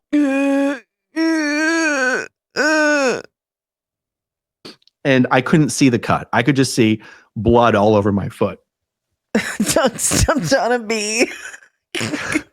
And I'm panicking at this point because I don't know if I don't know what's going on with my toe. My toe's gonna fall off. So I go to the bathroom and I put my foot in the bathtub, thinking, okay, the blood will just rinse off. Oh yeah, fucking total shrooming thing. Like you're bleeding and you're like, oh, I'll run a bath for my foot. That's a total, you fucking high as shit, man. That makes the most sense. The water will just make it swell up and it'll stick it back together. And then when it dries, it's like glue. And it's just bleeding like a son of a bitch. And now the tub is full of like blood water. And I'm like, oh, Jesus Christ. Now if someone shows up, no one knows whose blood is in the bathtub. Absolutely. Except if your toe is like gushing like a fucking fire hydrant. Like, the other person isn't bleeding. And I'm like, and my toe won't stop bleeding. And I'm freaking out. Like, Well, that's because you're shrooming, probably. Mm-hmm. But then it occurs to me that this is the only way I have to get her to leave the hotel room is to beg her to help me go to the ER to get my toe fixed. Oh, shut the fuck up. The reason that he is like trying to keep himself from crying is because really he's trying to keep himself from dying laughing at himself, because this is the fucking most run-on sentence of bullshit I think I've heard in a while. You know, we all know that if somebody assaults you and uses like a heavy object to fuck your foot up, they're the ones you ask to take you to the hospital. Yeah, every time. You know, it Every makes time. the most sense. Oh man. Look at her. Okay. Oh. If she Now, had pearls, she'd be clutching them. After my toe is already cut wide open and bleeding, and I don't know how bad the damage is, and I'm begging her, please get dressed and help me get to the ER. She pulls out her cell phone and starts to record me. And I'm like, oh my God, I'm not going to be able to survive this. Oh, and this is, I bet, where, I bet, he's going to be like, I just tried to get her to stop recording. We've seen people try to take phones away from people. We've seen this. People being recorded they don't like, and they assault the person with the fucking phone. We've seen cops do this. We've seen people at the Canadian trucker convoy do this. We've seen chemtrailers do this. We've seen all kind of people do this. Especially the people who their first concern is what the personal perception of their character is now going to be, that they have been involved in a situation like this. He's not worried about his wife. He's not worried about his kids. He's not worried about his toe. He's not worried about his friend who's freaking out on mushrooms. He's worried that he's going to get fucking canceled because he's in this fucking situation. He's supposed to be professionally covering a fucking Scientology fucking trial. And he's alternately describing this like the worst thing that's ever happened to him in a slapstick comedy, honestly. Right. This whole thing right here is worse than him and his wife splitting up. So I reach towards her phone and I just say, I don't want to be recorded. I don't want to be recorded. She turns around so that her back is to me and she puts the camera facing us. And so now I'm like reaching over her shoulder. Like, I don't want to be recorded. I don't want to be recorded. I'm reaching for the phone. Cause I'm like, that's her phone, dude. Goddamn video. Leave her phone alone. if you're not doing anything, if the situation has gotten out of control and you're actually not doing anything unhinged yourself, that recording is the best thing that ever happened to you. Mm-hmm. I'm reaching over her shoulder. I said, I don't want to be recorded. I don't want to be recorded. And she's saying, it's for me. It's for me. I grab the phone and she goes full beast mode. So I drop the phone. So I drop the phone because I'm like, I'm trying to de-escalate. Okay. But by grabbing the phone, like, shit was about to get very, very real. So I dropped the phone, and my understanding, what I believed to be the case, was that I couldn't remember if the phone was facing up or facing down, but I believed that it was still recording because I don't believe anyone managed to hit the record button again. I believed that phone was still recording on the floor. Oh. And I said, okay, well, the best I can do is just continue to beg her to help me go to the ER. And that's what I did. Now, subsequent, and I'll tell you what happened next, but subsequent to this, what she did was to take like a 3 seconds of from behind her and reaching for the phone. It was Osa that fucked the stream up. Okay. And she sort of took the sound off of the video and looped it so that it just looks like we're having some sort of a physical confrontation. And there's no context, so nobody knows what the hell's happening. But it looks like that's because you fucking grabbed the phone. Like something unfriendly is going on, and it just looks like a physical confrontation. Something unfriendly. You just described something that I would describe as unfriendly. Now they're friends again? I don't understand this. The narrative doesn't make sense. Well, Dave, he's tired and he's got a headache and his back hurts and he hasn't slept in 3 days. So he's having a hard time just putting anything that makes any sense or that is believable together at all. I know you meant diplomacy, but diplomacy is like a kaku word, right? I'm going in the lexicon. We're going to do a diplomacy. We're going to go do a diplomacy. I'm trying to grab her phone. It's, it's a confrontation. Okay. Wait, all this is going on and he didn't think to start maybe recording what was going on for his own protection? Once he saw her recording, he's seen enough Scientology videos to know that everybody should just start recording as soon as anybody's recording. The first thing you do when somebody starts recording you is record them. It still takes me about a half hour to get her to agree to leave with me and try to go to the ER and come downstairs and let's leave together. Okay. Even as we're walking down the hallway to the elevator, she's shouting and she's hooting and hollering. And the more I tell her to please, people are sleeping. Please, people are sleeping. She's threatening to go back to the hotel room. And I'm like, I cannot leave you here. I need to go to get my toe fixed. I need you to come with me. Right. But how could she get back in his hotel room? Did he give her a key? We go down the elevator, we go through reception, we get out of the building. Now, I didn't really want to go to the ER because I'm not a guy who goes to doctors really, but wait a minute. Now the whole rest of your story doesn't make as much sense anymore. You thought you're like, I don't know if my toe was fucking smacked. I needed her to take me to the ER. Well, actually, I didn't really want to go to the ER. I just had her take me to CVS. I don't need a $10,000 ER bill. But I said, okay, let's go to the CVS. The CVS is about 3 blocks down. This is downtown LA, maybe 7th. I got to look it up. I want to say 7th and Broadway, but 7th and something. We are talking downtown Los Angeles, Thursday morning, maybe 6:30, 7 a.m. at this point. The sun is up. The city is in motion. Like this is not the middle of the night. This is not in the middle of nowhere. We are in downtown LA. The city is awake. People are on the sidewalks. What does that have to do with anything? View of everyone, cameras, people. Okay, real life. Wow. I go, okay, come with me to CVS. I'm going to get some first aid stuff. I'm going to get some gauze, some Neosporin, and some tape. And I put 3 socks on my foot because it's bleeding like crazy still. I'm putting 3 socks on my foot and I'm, limping to the CVS. Uh-huh. We get... She's not listening anymore. She's just watching the super chats roll in, right? Do not disturb. Yeah. No worries. Okay. We get into the CVS. She's acting like an absolute maniac. I asked the security guard to please keep her away from me. The security guard's like a 65-year-old woman who's like, I'm sorry, there's nothing I can do. Okay. I get all the stuff. I go to check out. We go outside of the CVS and I realize I haven't actually gotten rid of her. I need to get rid of her. What? Okay. So I go, look, you're not coming back to the hotel with me. I'm going to call you an Uber. You've got to go home. You've just threatened to kill me a couple times. You've literally assaulted me and cut me wide open. You've tried to destroy the hotel room. Yeah. You're not coming back with me. Give me your address. I'm calling you an Uber. She gives me the address.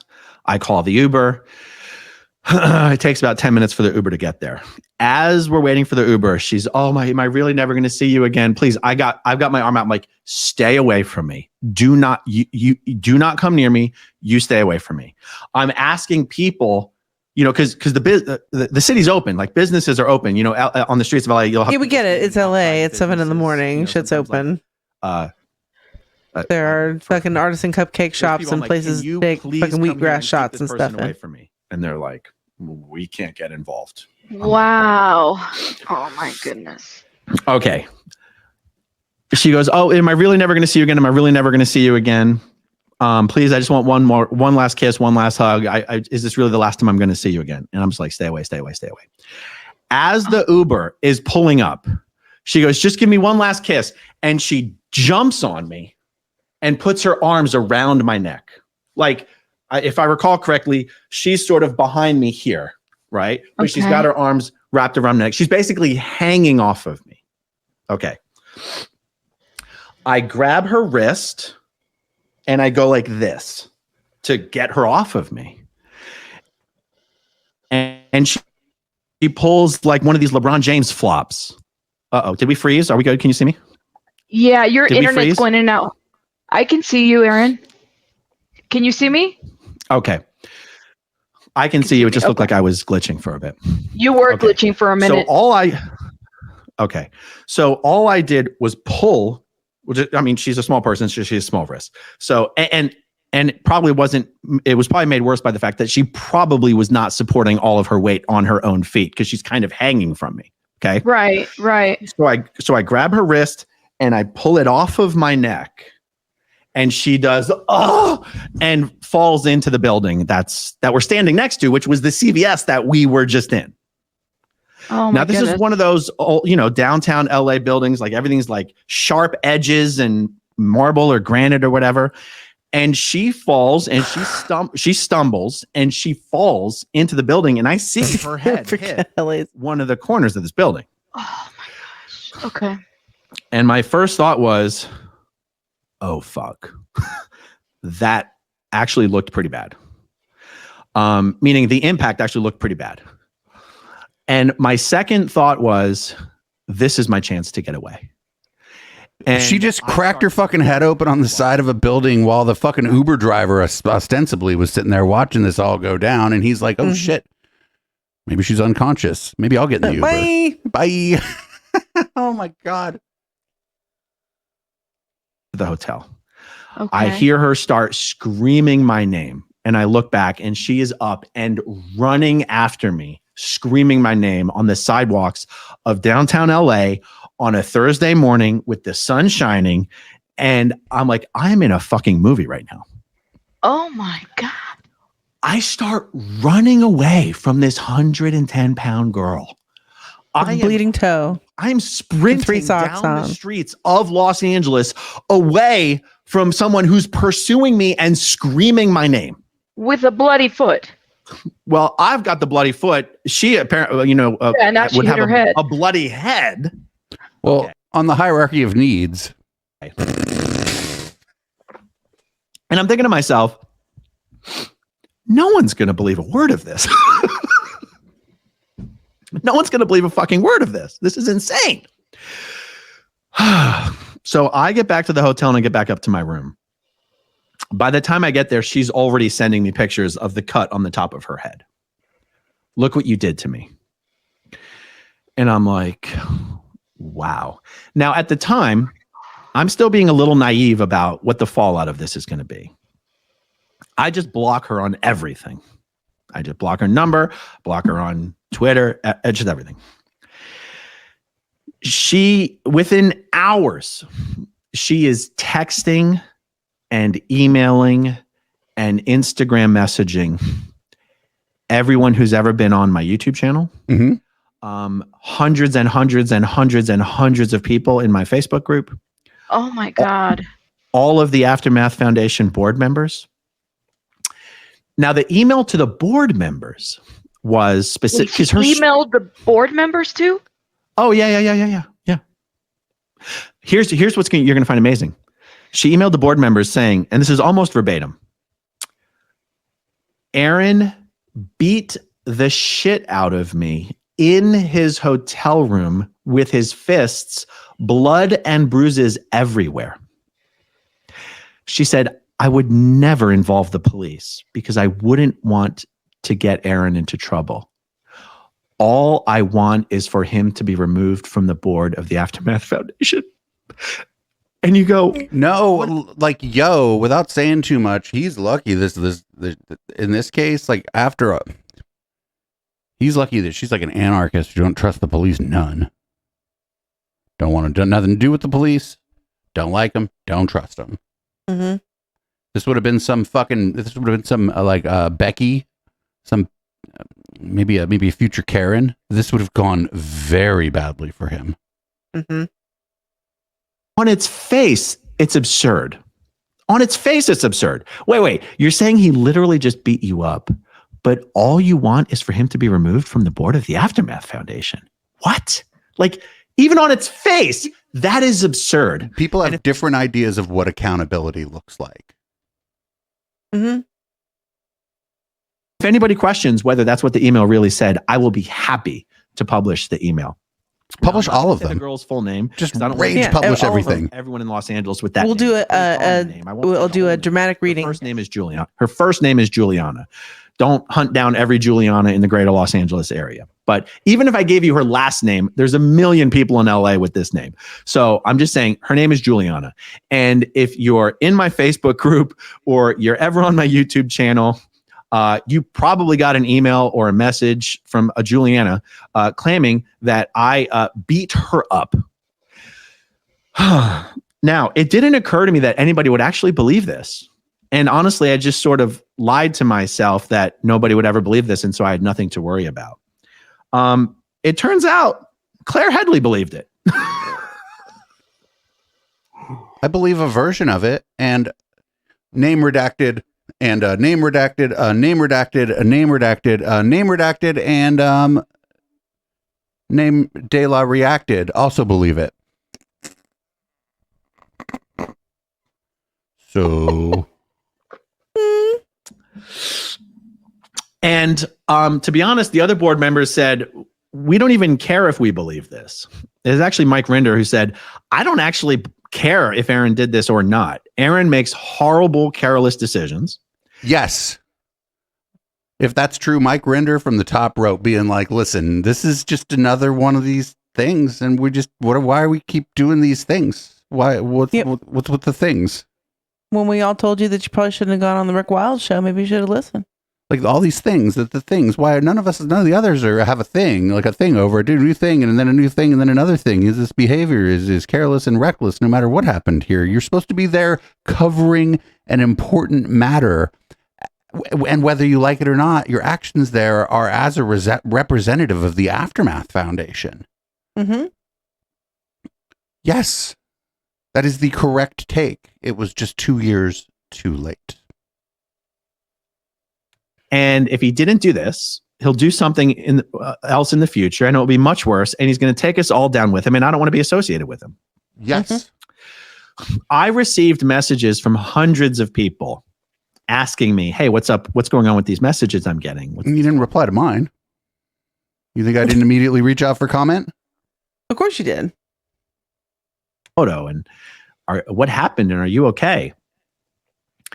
Every single person who messaged me got the entire story from me in full, exactly like what I just told you right now. Lies, we didn't. Even the part about my wife, the relationship status. But he said everybody that emailed him or whatever got a reply that had the full story from beginning to finish, and even some bonus content, apparently, is what he's going to say.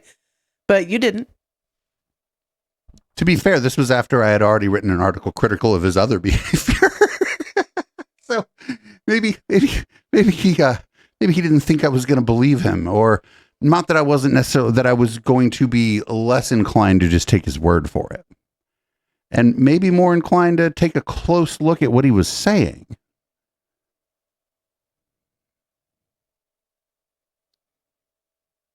between me and my wife, I told everyone who asked me the entire story.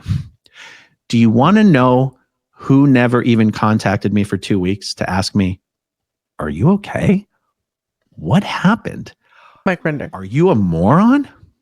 Oh, I bet they asked you that. No, they didn't need to ask that question, friendo.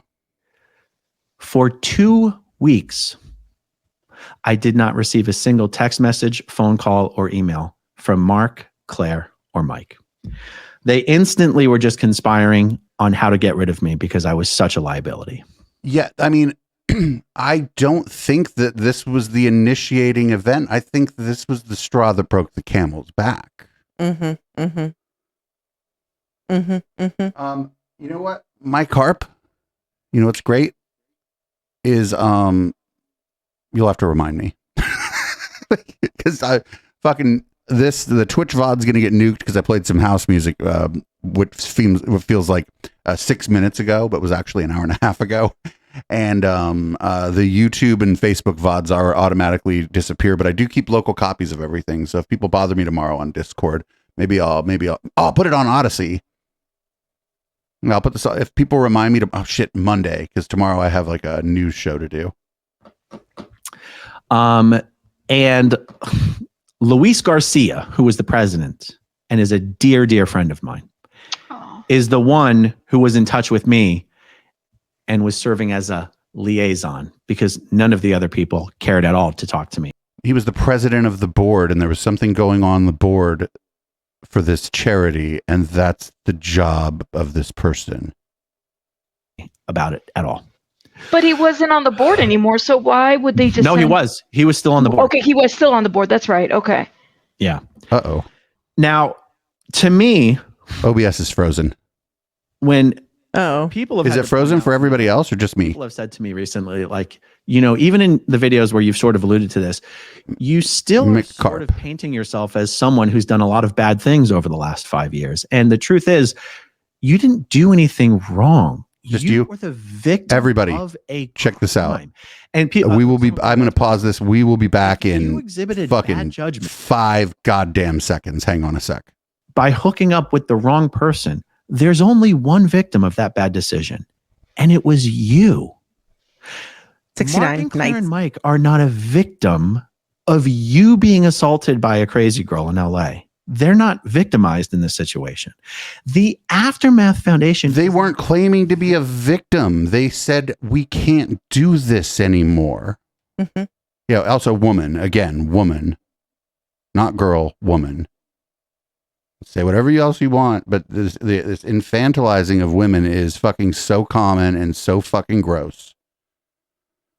I had to actually correct a few people who we actually like when I talked to them about this. I was like, can we please not do this? Victimized in this situation. Right. You were victimized and then essentially blackmailed, and the people who were supposed to be your friends made you out to be the bad guy in this situation. Now, but you could have quietly resigned and kept your friends. Mm-hmm. I'd like to spend more time doing shrooms and getting in a physical altercation with my other mistress, or what the fuck ever. I know that's actually not that funny, but you know, where did? Oh, whatever.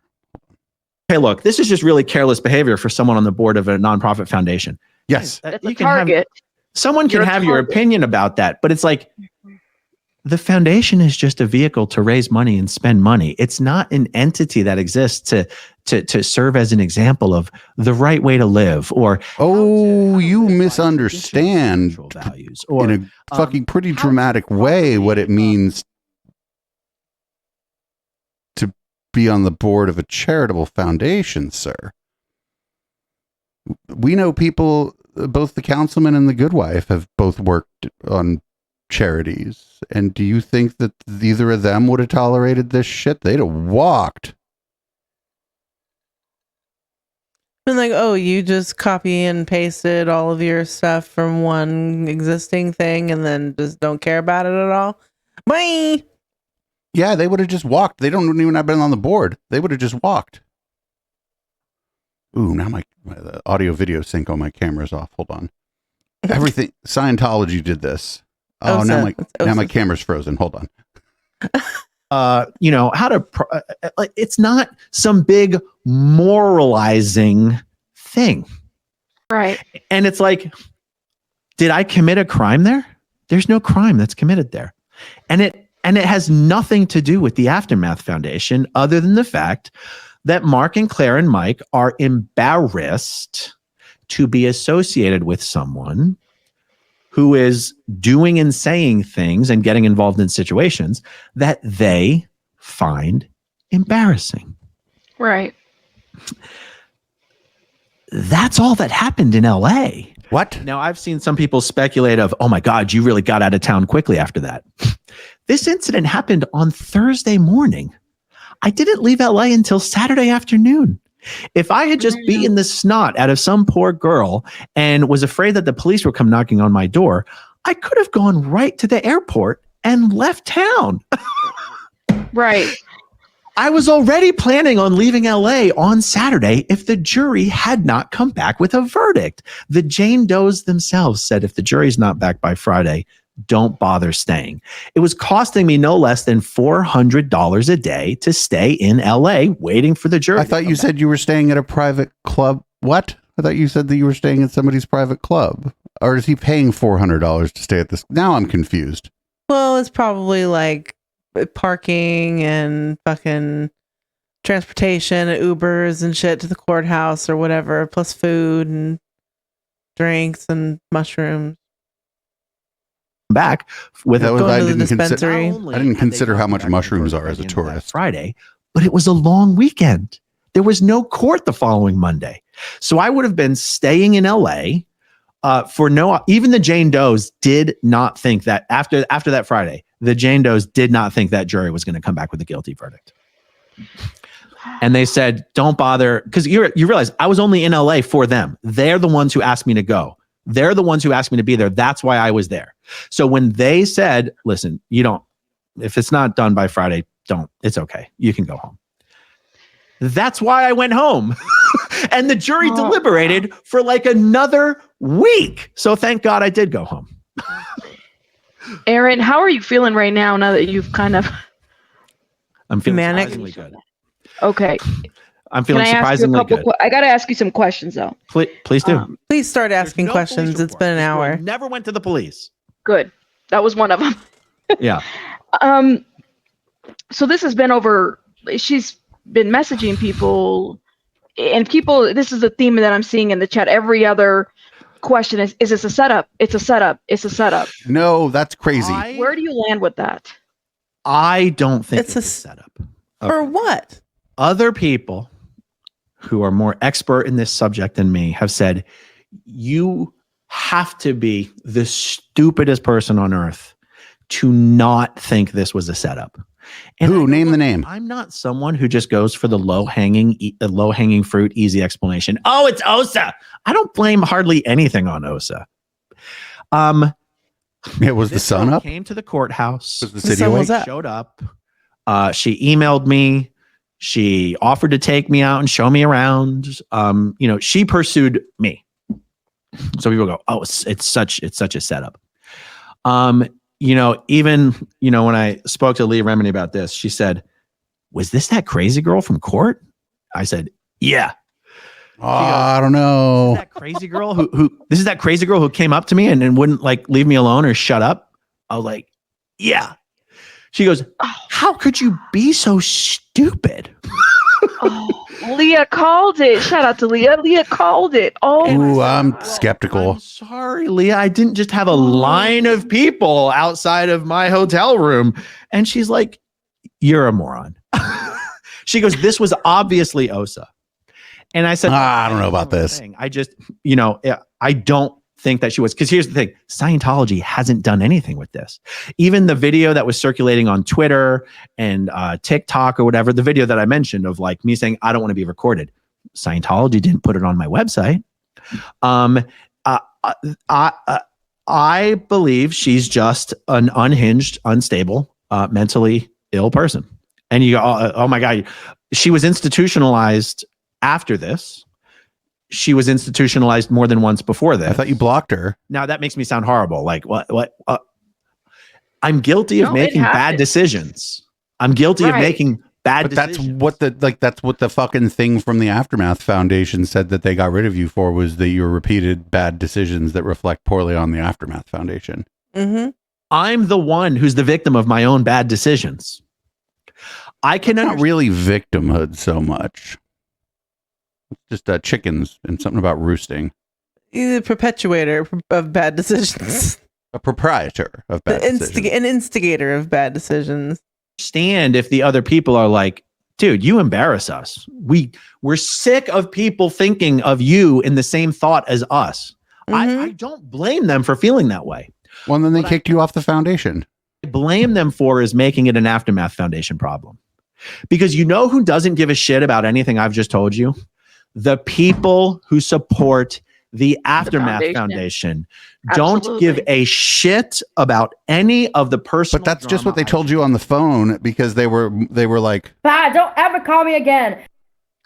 And that's why in the meeting that we had where they voted me off, I said specifically to Mike, I said, Mike, the fact that you don't want to be associated with me is your problem. It's not the Aftermath Foundation's problem. And you're the one drawing a line in the sand here of saying it's either Aaron or me. Either he goes or I go. well, guess what? They like Mike more than you because Mike's not doing all kind of crazy shit behind the scenes and fucking, or if he is, he's fucking, who knows what he's doing? It's his personal life. I ain't following him around, right? But what if he's doing some shit we don't know about it?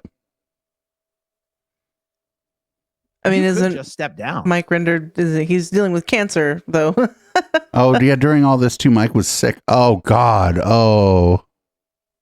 I'm the one who raises the most money for this foundation. I'm the one who has historically done more work for this foundation than any of the rest of you board members. I said, Mike, operationally, you haven't done a thing for the Aftermath Foundation. And you've raised less money than anyone else on this board practically. I said, you could just step down. And he said, you're absolutely right. So if the vote doesn't go my way, I'll step down. But I said, Well, yeah, that's the fucking sound of a person who's like, I know how this vote's gonna go. The fix is in. you're the one making it him or me. You could just step down. But he wanted to make it a him or me situation. Well, it was him. And I know people that be, oh my God, you shouldn't expect for the good of the community. For the good of what fucking community? Like the former Scientology is not a community. It's just Oh, it is. We're bunch of people I think I might with a pour shared another drink and experience. take a piss, and I think we've gotten as much of that of this as we're going to get out of this. And we have some words, some words that you've heard before, and maybe some new words on this particular community, and how you're gonna need to go and come back, and then I'm gonna need to go and come back, and then we can do that. Can we do that? Oh no. You literally got to go. I'm And come. supposed to You shut literally up, left. and I'm supposed to not say this or that to protect who? To protect what? Exactly. I can start another foundation and raise just as much money for that foundation as I can raise for the Aftermath Foundation. It's not like, oh my God, you're destroying the movement. You're setting us back. What are you All right, I'll be right talking back. about? We are collectively the movement. And, you know, one has to wonder how they thought they were. And honestly, I'm hoping that people are shocked to discover that what they got rid of me for wasn't something that I did. It was something that was done to me. It was something that was done to me. We are supposed to be impervious to fair game tactics. Mike Rinder, more than anyone, should understand that what happened to me, even though I don't believe it was a fair game tactic, could have been. Okay. And I'm like, we're supposed to be impervious to fair gaming. Like the board members could have been like, yeah, Aaron fucked up again. We're all imperfect. And but they choose, in my opinion, they choose to characterize it like I'm out philandering and cheating and getting myself into trouble. And the only part about that to anybody. This can happen to anybody though, right? Like anybody can step out of there. Anybody. Yeah. And so when you look at that paragraph, and that was an email that where I was like, oh, I'm so sorry for the reckless behavior over the last 5 years. That was an email I was having to send to basically beg their forgiveness and their grace, that I know how my behavior has put them and the foundation at risk. Even though I was having to say that to hope that they would keep me on the board. And that's the email they chose to publish to prove that even I knew what a problem I was. And that's exactly what Scientology does to people. There's something in Scientology called the lower ethics conditions. And when you're doing the liability condition, you have to write something out where you're requesting permission from the group to rejoin the group as a good member. And as a part of this request, you have to acknowledge everything that you've done that's all bad. Your wrongdoing. You've seen the error of your ways, and you're really talking badly about yourself. Okay. Those liability conditions is what Scientology publishes in depositions to make it look like you've already admitted what a criminal you are. And you go, right, yeah, but that's go and take off and come back. Uh-oh. You're not. No sound. That's crazy. Hello. There we go. Okay, you have sound. Hello. I haven't been able to talk this whole time. Shit's fucked up. Yeah, but that's what you had to say about yourself in order to get the group members to accept you back as a member. That's the accepted practice. And that's essentially what I was having to do to them, to beg for them to keep me on the board. And that's the email that they chose to publish to make me look bad.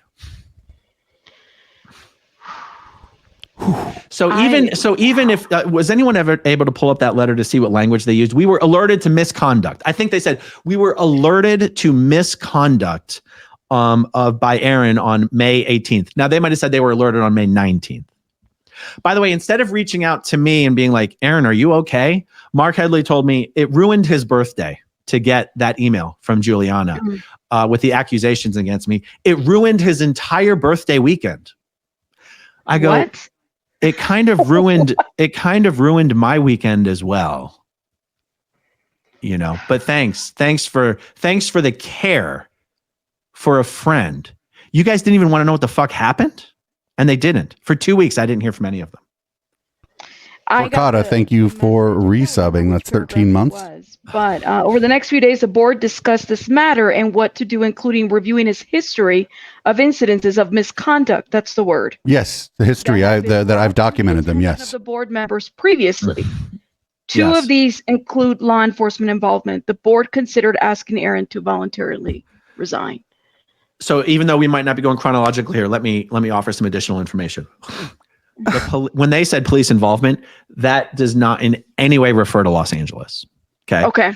So, Oh, is he going to talk about the fucking cigar bar where he got beat up for calling that lady a cunt over and over again? Oh, let's see. Or will it take him 35 minutes to get there? Running for city council 2 years ago. I did hear about that. I was at my favorite hangout on Clearwater Beach, Fusion Cigar Lounge. Probably went there 3-4 days a week for years. And now do you? Signatures. And I won't be too long-winded about this. It has a Scientologist I knew, Sky Daly, came into the bar with her boyfriend, who I'd never met before, but I embraced. Big hug. Everyone's friendly. Everything's happening. Wait, what? No. So I don't want to be too long-winded about this because I've actually done a video about this. But here's what happened. The lady he cyber stalked and then called a cunt at the bar, and then asked the police why everybody was so mad at him. At the far end of the bar.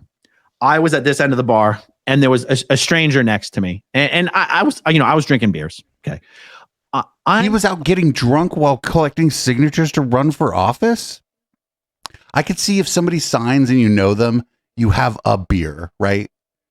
You go, okay, well, hey, I've collected actually a bunch of signatures. You want to sit down and have a beer with me?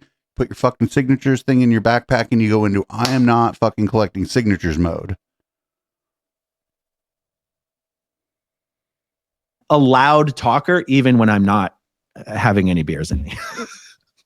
When I get some beers in me, I'm not I'm a loud person. Okay. Long story short, the guy you were drunk and collecting signatures while you were running for office. You fucking idiot. I got elected mayor of Campbell Avenue. I was actually appointed, so it didn't matter that I was drunk as fuck all the time on Campbell Avenue, but that's different. Kept going. That's actively participating in community services. And I was making a joke about the hot crazy matrix. Yeah, you've seen the meme, the hot crazy matrix, right? On YouTube. Mm-hmm. Oh, I wonder what kind of YouTube channel he'd be watching where he knows about that. I wonder if he knows about that other chart where the fucking, do you know the one I'm talking about, that incel chart where all the top men get all the women. I wonder if he knows about that chart too. That's great. I was out, I was getting drunk, collecting signatures, and I was just talking to people about the hot crazy matrix because, why would I want any women to vote for me? Yes. I'm like, well, you know what they say. She's high, she's crazy. Okay. Now, is that a tasteless joke? Yeah, that's my humor. That is where I live. That's where I live comedy wise. I like men's rights activist shit. Yeah, sounds like it. Tasteless jokes. Well, yeah, but I wasn't talking locker room talk. I didn't know they could hear me. And what happened is her boyfriend came over and I was, facing forward, and he put his hands on me and basically said, if you call my girlfriend crazy again, I'm going to fucking beat you up or whatever. Except that's not what the people at the bar said you called her. He said something like, you can either just sit there and shut up, or you can stand up and we can take this outside or whatever. Wow. Now, I'm a big guy. I'm a loud guy. I do not fight. I've never thrown a punch in my life. Ooh, I don't know if that's true. Maybe at my brother. Well, maybe not at a Okay. male. Fight. Okay. Do you bodybuild? I'm kind of curious. Like you said, bodybuild. Shut up, Are you thirst like a trap. bodybuilding? Well, bodybuilding is a specific thing. I work out. I've worked out very regularly since I was 15. Okay. And so look, I turn around, I stand up. Next thing I know, we're on the ground. I mean, the guy just sucked. Wow. Okay. Now, so what happened? Now, again, I feel I want to be careful because I realize every story I tell, it sounds like I'm just the victim of the story. I don't mean to paint myself that way. Oh, yes, you do. Just a brief moment of self-awareness. Responsibility for any part of this. I could take responsibility for drinking while I'm trying to campaign. I can take responsibility for calling her crazy. But what I didn't do is instigate a fight. Okay. So I stood up. Next thing I know, we're on the ground. Well, like he's hitting me in the head. I'm trying to cover up. I'm trying to hold on to him. And when I get up, I see Sky standing there. And I knew that she must have been saying some shit to him to get this guy riled up. Right. Okay. Or he heard what the people at Scar Lounge heard. Called her the C word. I said, you effing C word. Okay. Now, it has been misreported in the press. No, but by you. Oh, by the people by the bartenders. He was a regular there too. They probably knew him and stuff. So this is what the guy who attacked me later told the reporter, that he punched me because I called his girlfriend a C word. No. That's what the people at the bar told the police. If you think that's what I did, then of course I look horrible in the story. Guys, Right. this is my favorite hangout. I've been going to this hangout for years. Not anymore. It's Not my anymore. first day Bye. running for Clearwater City Council. Anyone thinks I'm just going to show up and start calling women the C word? So actually, it's even been misreported, while in certain social media spaces, that I hit on her at the bar. She rebuffed me. No. I called her the C word, and the boyfriend decked me to defend her. That is actually how this incident has been evolved and twisted in various spaces. And of course, that just makes me look horrible. But but I didn't do any of that. I fucking You said certain social media spaces, honey, not ours. that I felt nervous or defensive about was, it looks like I'm just cheating on my wife. But that's again your own fault. For like. So this was well past the point that my wife and I had this conversation. Because what happened is, But you tried to hide this from everybody because you were running for office as some kind of family man. Mm-hmm. That's why you're going on Rick Wiles' fucking show. Gather around, children. Let's watch Rick Wiles. He runs away. I call the police. To report. You're the one that called the assaulted police. That's right. Yeah, he used to be in I see Scientology. I see this guy walking down the sidewalk. I run up to Sky. I still have this video. And if you want me to send you the video afterwards, just for the hell of it, I will. Okay. I start recording and I go up to Sky. Hey, Sky, I see your boyfriend ran away. The police are on their way. Anything you'd like to say before the police show up? Is there anything you'd like to say about what just happened? And she goes, you were stalking me. And I go, stalking you? What are you talking about? He said to the cops, I sent her a bunch of Facebook messages when I was drunk because she was hot. Mm-hmm. You were stalking Wow. me. I said, because I sent you some messages on Facebook a year ago. She goes, it doesn't matter how long ago that it was. Okay. So at first I thought she was just purely making something up, just pure fantasy. I thought she was just making something up. Except that what do you mean she thought she was making? Were you not there when you sent the messages? Okay. So then when the police And then he showed just up, said, and I told when them I was sending you messages last year. exactly what happened. Come on, dude. She was, they asked me, is there anything I didn't know else they you could fit a said? cigar bar inside a hipster coffee shop, but apparently they can. I go, oh, she said something about me stalking her. Like, I'm the one who said that to the police. She said, yeah, they go, is there anything else that she said? I go, yeah, she said something about me stalking her. And it was like, were you stalking her? I go, I sent her some messages on Facebook like a year ago. And I was like, sorry, she's really fucking hot. Okay. That's horrible if you think I'm just a married man philandering on cheating. No, actually, it doesn't even matter if you're single or whatever. You didn't mention that she replied to any of your messages. Right. Mm-hmm.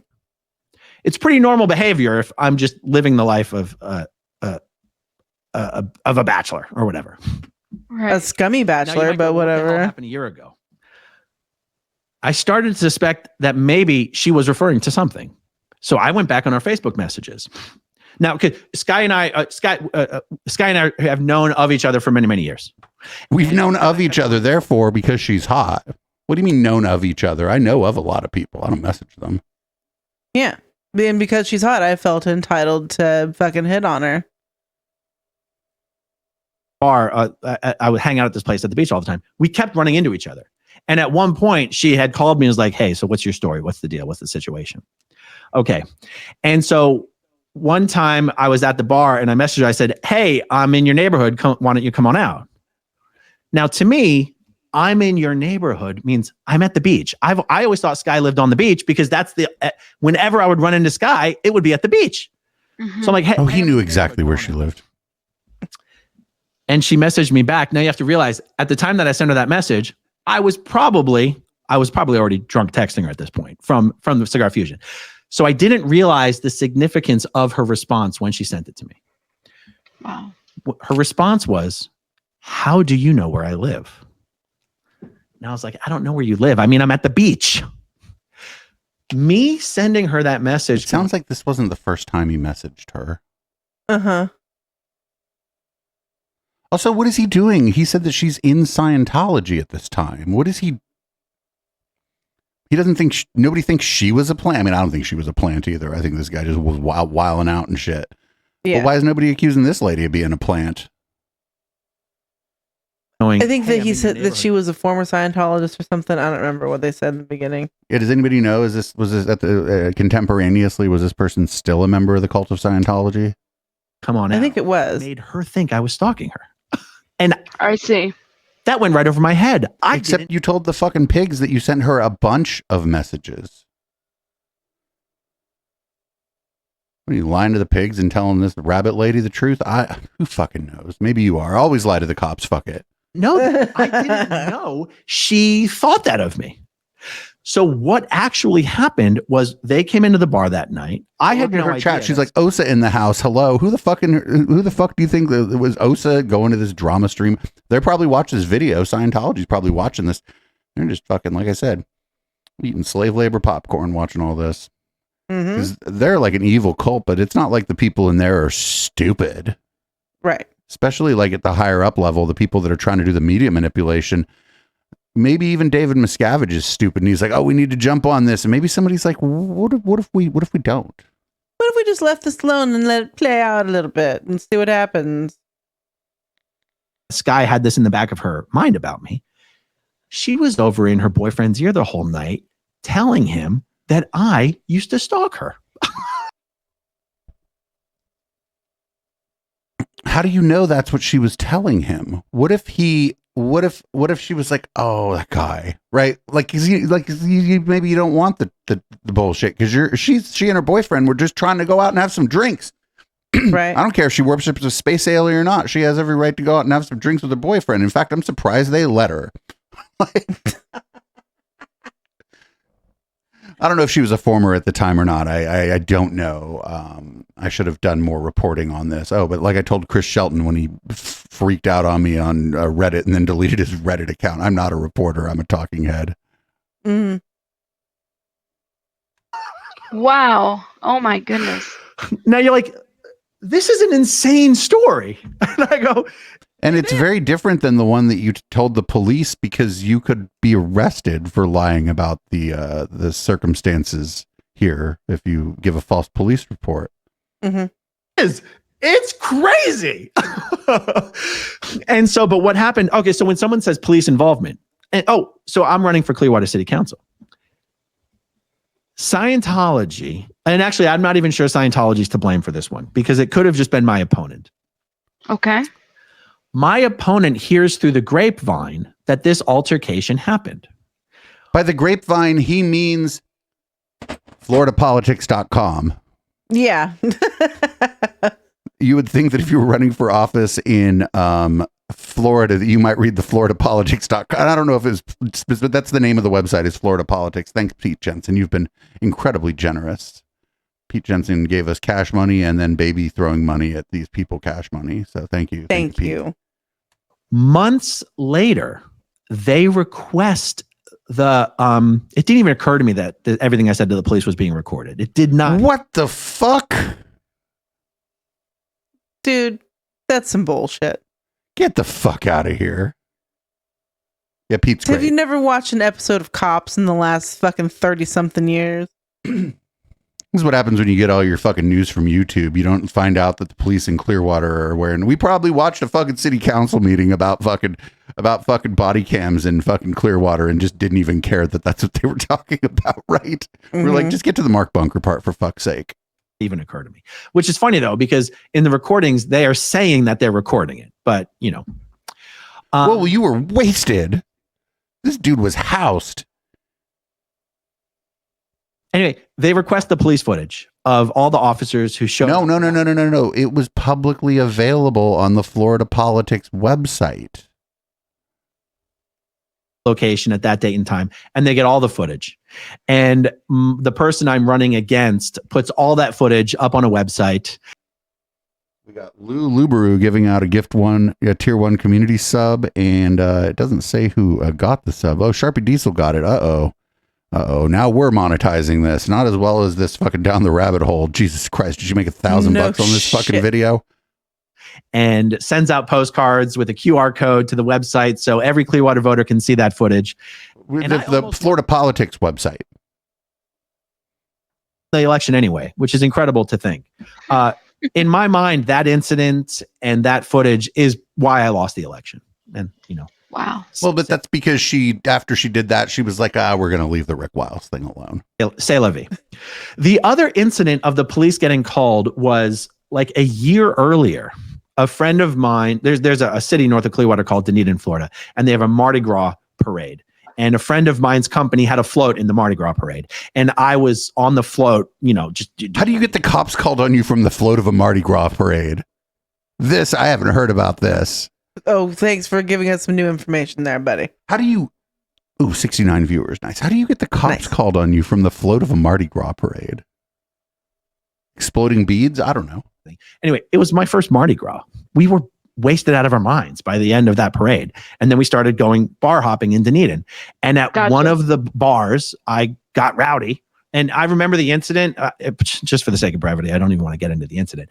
I was not even aware until the Tampa Bay Times published it that I was trespassed from that bar. What the fuck? Oh, you blackout drunk and you got assholey and then you got fucking kicked out of a bar. 86. You got 86 from a bar. I've only been 86 from a bar once, and I think it was a misunderstanding, but also I was housed and I just left. It was in the Castro. Wasn't like, I don't remember. Harrison was there. It was probably a shit show, actually. I thought that the manager asked me to leave and I left, and it's Mardi Gras. So there's police everywhere. It's Mardi Gras. There's police, 6 cops on every block. Right. I thought that what had happened is I got a little rowdy. I was asked to leave. I left outside the bar on the sidewalk. A police officer spoke to me. I gave him my license. I told him. And that was that. And he said, all right, well, just don't come back. Yeah, you've been 86'd. If the cops are like, you can't go back in that bar, sir, you've been 86'd from the bar. Mm-hmm. I didn't even know there was a record of what occurred there because I thought I was asked to leave and I left. Okay. Oh my goodness. Wow. Oh my goodness. Already reported all this, and I've already done videos about everything I've just told you right now. I've already done videos about that specifically on my channel. Okay. Right. And I'm being really long-winded about this. Those are the only 2 incidences that they're referring to. That was years ago. You've talked about that. I mean, those are the police incidences, but what about, oh, wait a minute. I have a soundboard clip of the other guy. It's a funny clip, but it's a... You have to understand what the communists do is urinate on everything. How do you think that is, Media Wench? Who's that? Rick Wiles? This is Rick Wiles. Rick Wiles. For those, so it's not like you've talked about these incidents. You've gone into detail with them. That's do you want to? So, go ahead. I'm sorry. Well, so for them to bring that up, okay. There's another incident. Again, I'm going to say 3 or 4 years ago, where me and some other former Scientologist guy friends took a boys' trip to Medellin, Colombia. Now, we can play Family Feud and go, what are the top 5 answers on the list of what a bunch of guys on a boys' trip to Medellin, Colombia get up to? And I guarantee you at least 2 of those answers are things we got up to in Medellin, Colombia. Cocaine. Now, after that, a former Scientologist, who's not a fan of mine, found out through one of his other friends who was on the trip that we were getting up to some shenanigans. And this guy just decided to try and humiliate me and email all the board members and email as many probably Chris Shelton Scientologists as he could. Almost sure this is Chris Shelton. You guys all think Aaron's a big Boy Scout, but let me tell you what he and his buddies were doing in Colombia, and that's one of the earliest times that someone demanded my resignation from the board. So people really do this in the community. They really do say, well, let me tell you, yes, really? But isn't that, I guess I'm just confused because it's like, isn't that what we try to get away from, given that You have Yeah, to well, hold no. your We were friendships trying to that hold they a cult accountable for their actions, but what we don't want to do is hold each other account. Nope. Here we go. Let's go. Let's do it. I have a Google Doc. Hold on. I have 3 questions we're going to ask ourselves and the chat, or 4 questions. Hopefully I shared it with ourselves in the way that we have to do it around here. Some of this. We did. I added a couple of things on there too, but I don't know if you want to talk about them or not. Catterday notes. Okay. So let's go with what happens when your activist group becomes a clout chase? Everything becomes unfucking believable. You lose all of your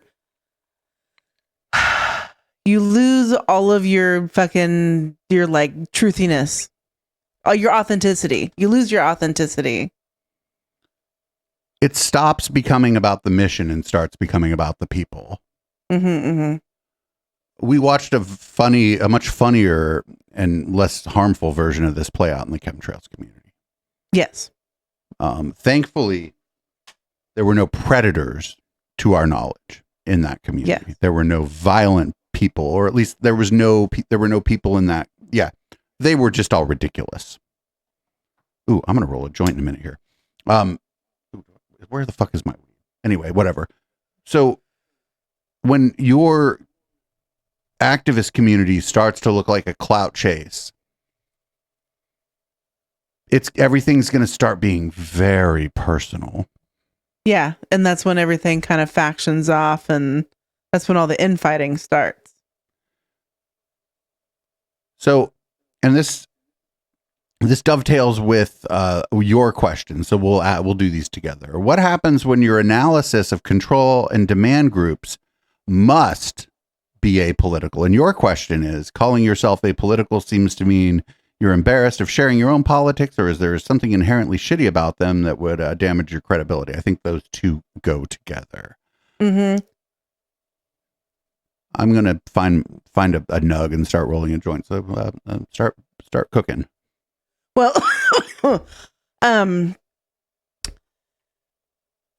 when you try to steer your conversations, like to an extent, we control the content or whatever is going on in the chat because we want it to stay like simpatico with what we're talking about on the stream. But like, we're not going to control the narrative so much that, this is strictly what we talk about, and then we don't talk about anything else because we don't want to make the information about that. So we take suggestions from our chat and our community when it comes to content, because it's something that'll generally be relative to what we're talking about, but also it may introduce us to new things that we didn't know before. And then that gives us an opportunity to grow, right? And to keep our content growing and changing so it doesn't become stagnant. When you only will speak about and allow people to conversate about, let's just, Scientology in particular, or any one particular subject, blocking out everything in the peripheral, that leaves it open for you to say, oh, this is what this is, but we can't talk about that because we just don't get into that kind of stuff. But that's just a cop out for, I don't want to fucking discuss my shitty takes.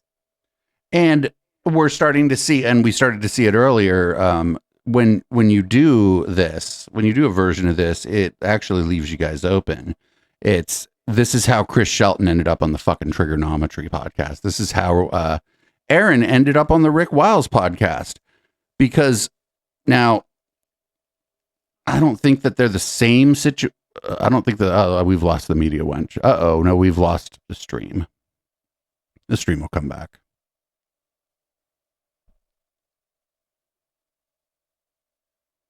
Sorry about that, everybody. I do believe we're back. Yep, we're back. Sorry about that. Oh, hold on. I need to speak. Hello. Internet's being weird tonight, everybody. But let me start over here. This is how you end up with mishaps like Chris Shelton ending up on trigonometry. Although I don't think that was no, it's my internet. I don't think that was a mishap. I don't think Chris Shelton going on trigonometry was a mishap. I don't think that guy didn't know what he was doing. I think he knew what the show was, and he went on there to call social justice a cult. And because the community did not want to get political, nobody told him that that was a bad fucking idea. Mm-hmm. And that by them not getting political, this reactionary politics started to sneak its way in.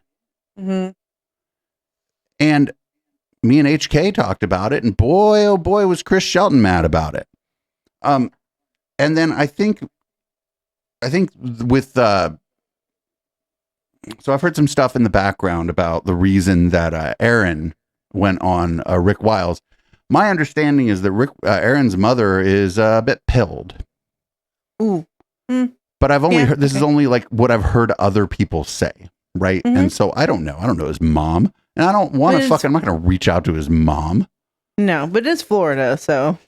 So again, just this like aversion to talking about politics at all. Again, when there's a vacuum there, it ain't good liberals that show up and fill the fucking space. Fuck no, it's not. No, And it's no, not no. going to be moderate Republicans that come in and fill up that space either. Mm-mm-mm. It's gonna be them. They're extremists. And so, how does, and I think that's a good kind of segue into the third question. This sort of intersects in a lot of ways with what we talk about on Wednesday on the intellectual Dollar Tree. How, like, an apolitical clout chase almost always ends up being reactionary. We're seeing this Andrew Gold guy come in now into this anti-Scientology community and start to make friends with people. He just did an hour and 15-minute, very transphobic interview with one of the trigonometry guys.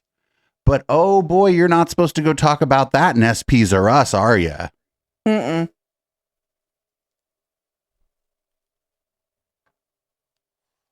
Because, oh, now you're talking politics. But yeah.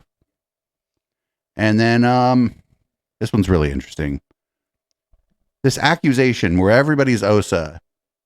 This is very Pizzagate, very, very QAnon, where everybody's a fucking child abuser and shit. Or everybody's a targeted individual. Right. Now everybody's, and it's just a paranoia. It's and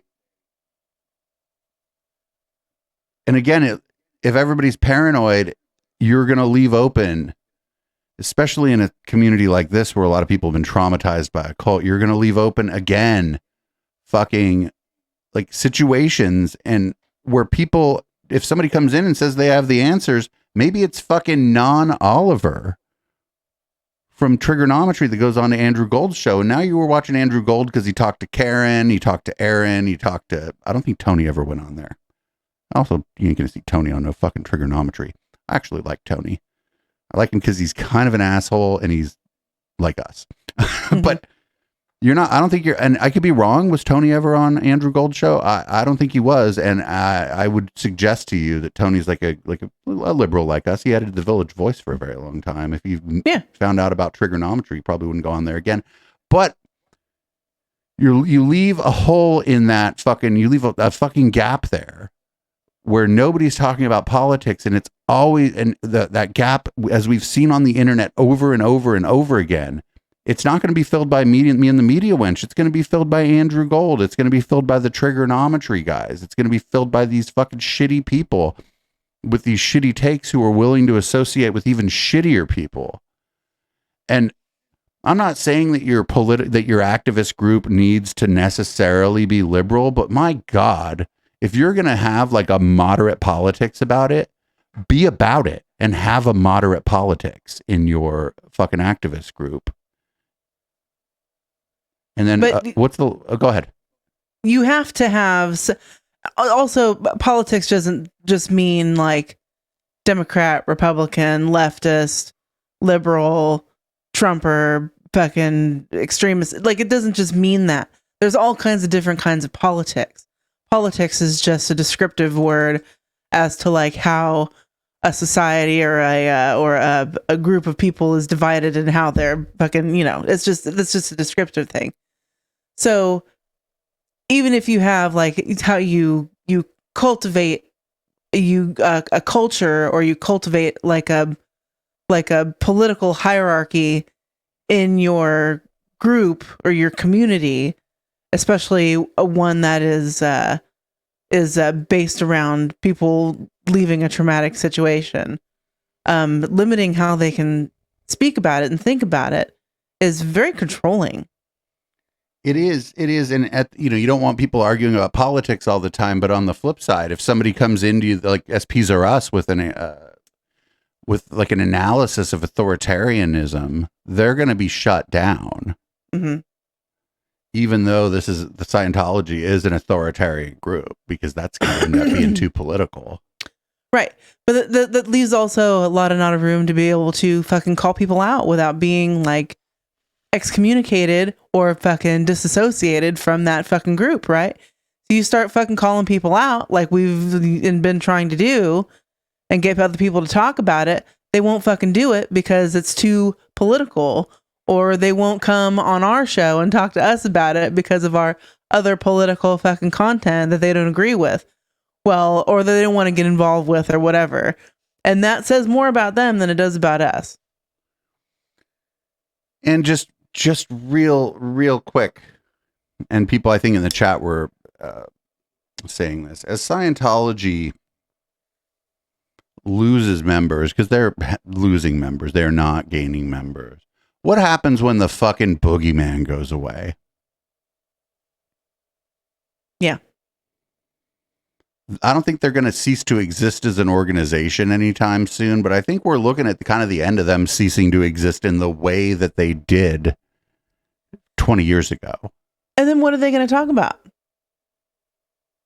You can't just keep fucking doing the same shit over and over and over again and continue to regurgitate there's nothing new to cover, right? So, I mean, there's the other people who are going to come out of the cult and they're going to start talking that we didn't even know existed, right? There's like the higher ups that may start fucking spilling all the tea or whatever, but how long can that last? Once the fucking cult is gone, then what are you going to talk about? Then you got to switch gears, and now you've missed 20 fucking years of politics. and again, it's not going to be us filling that gap. We're pretty open. You would. There's no hiding the ball here. You know what the ball is. The ball's going left. Media. There's only some. Ball's going left. Nobody's hiding it. It's headed left. Echoplex Media. There's only so many gaps we can fill. And so your last one is like stifling political influence in order to draw parallels in cult-like behavior is a narrative control tactic. Yeah, you kind of touched on that a minute ago. It's like if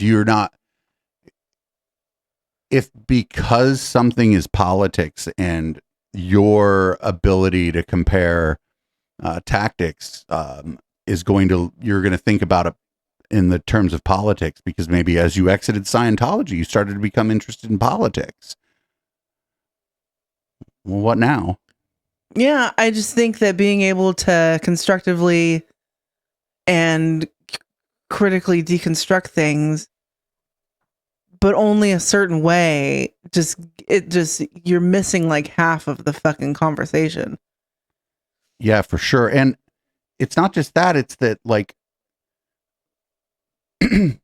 this stuff, there's just, I think a friend of ours is making fun of us, but we can do it. Where'd it go? Riveting Radio on Echoplex Media live. It's like if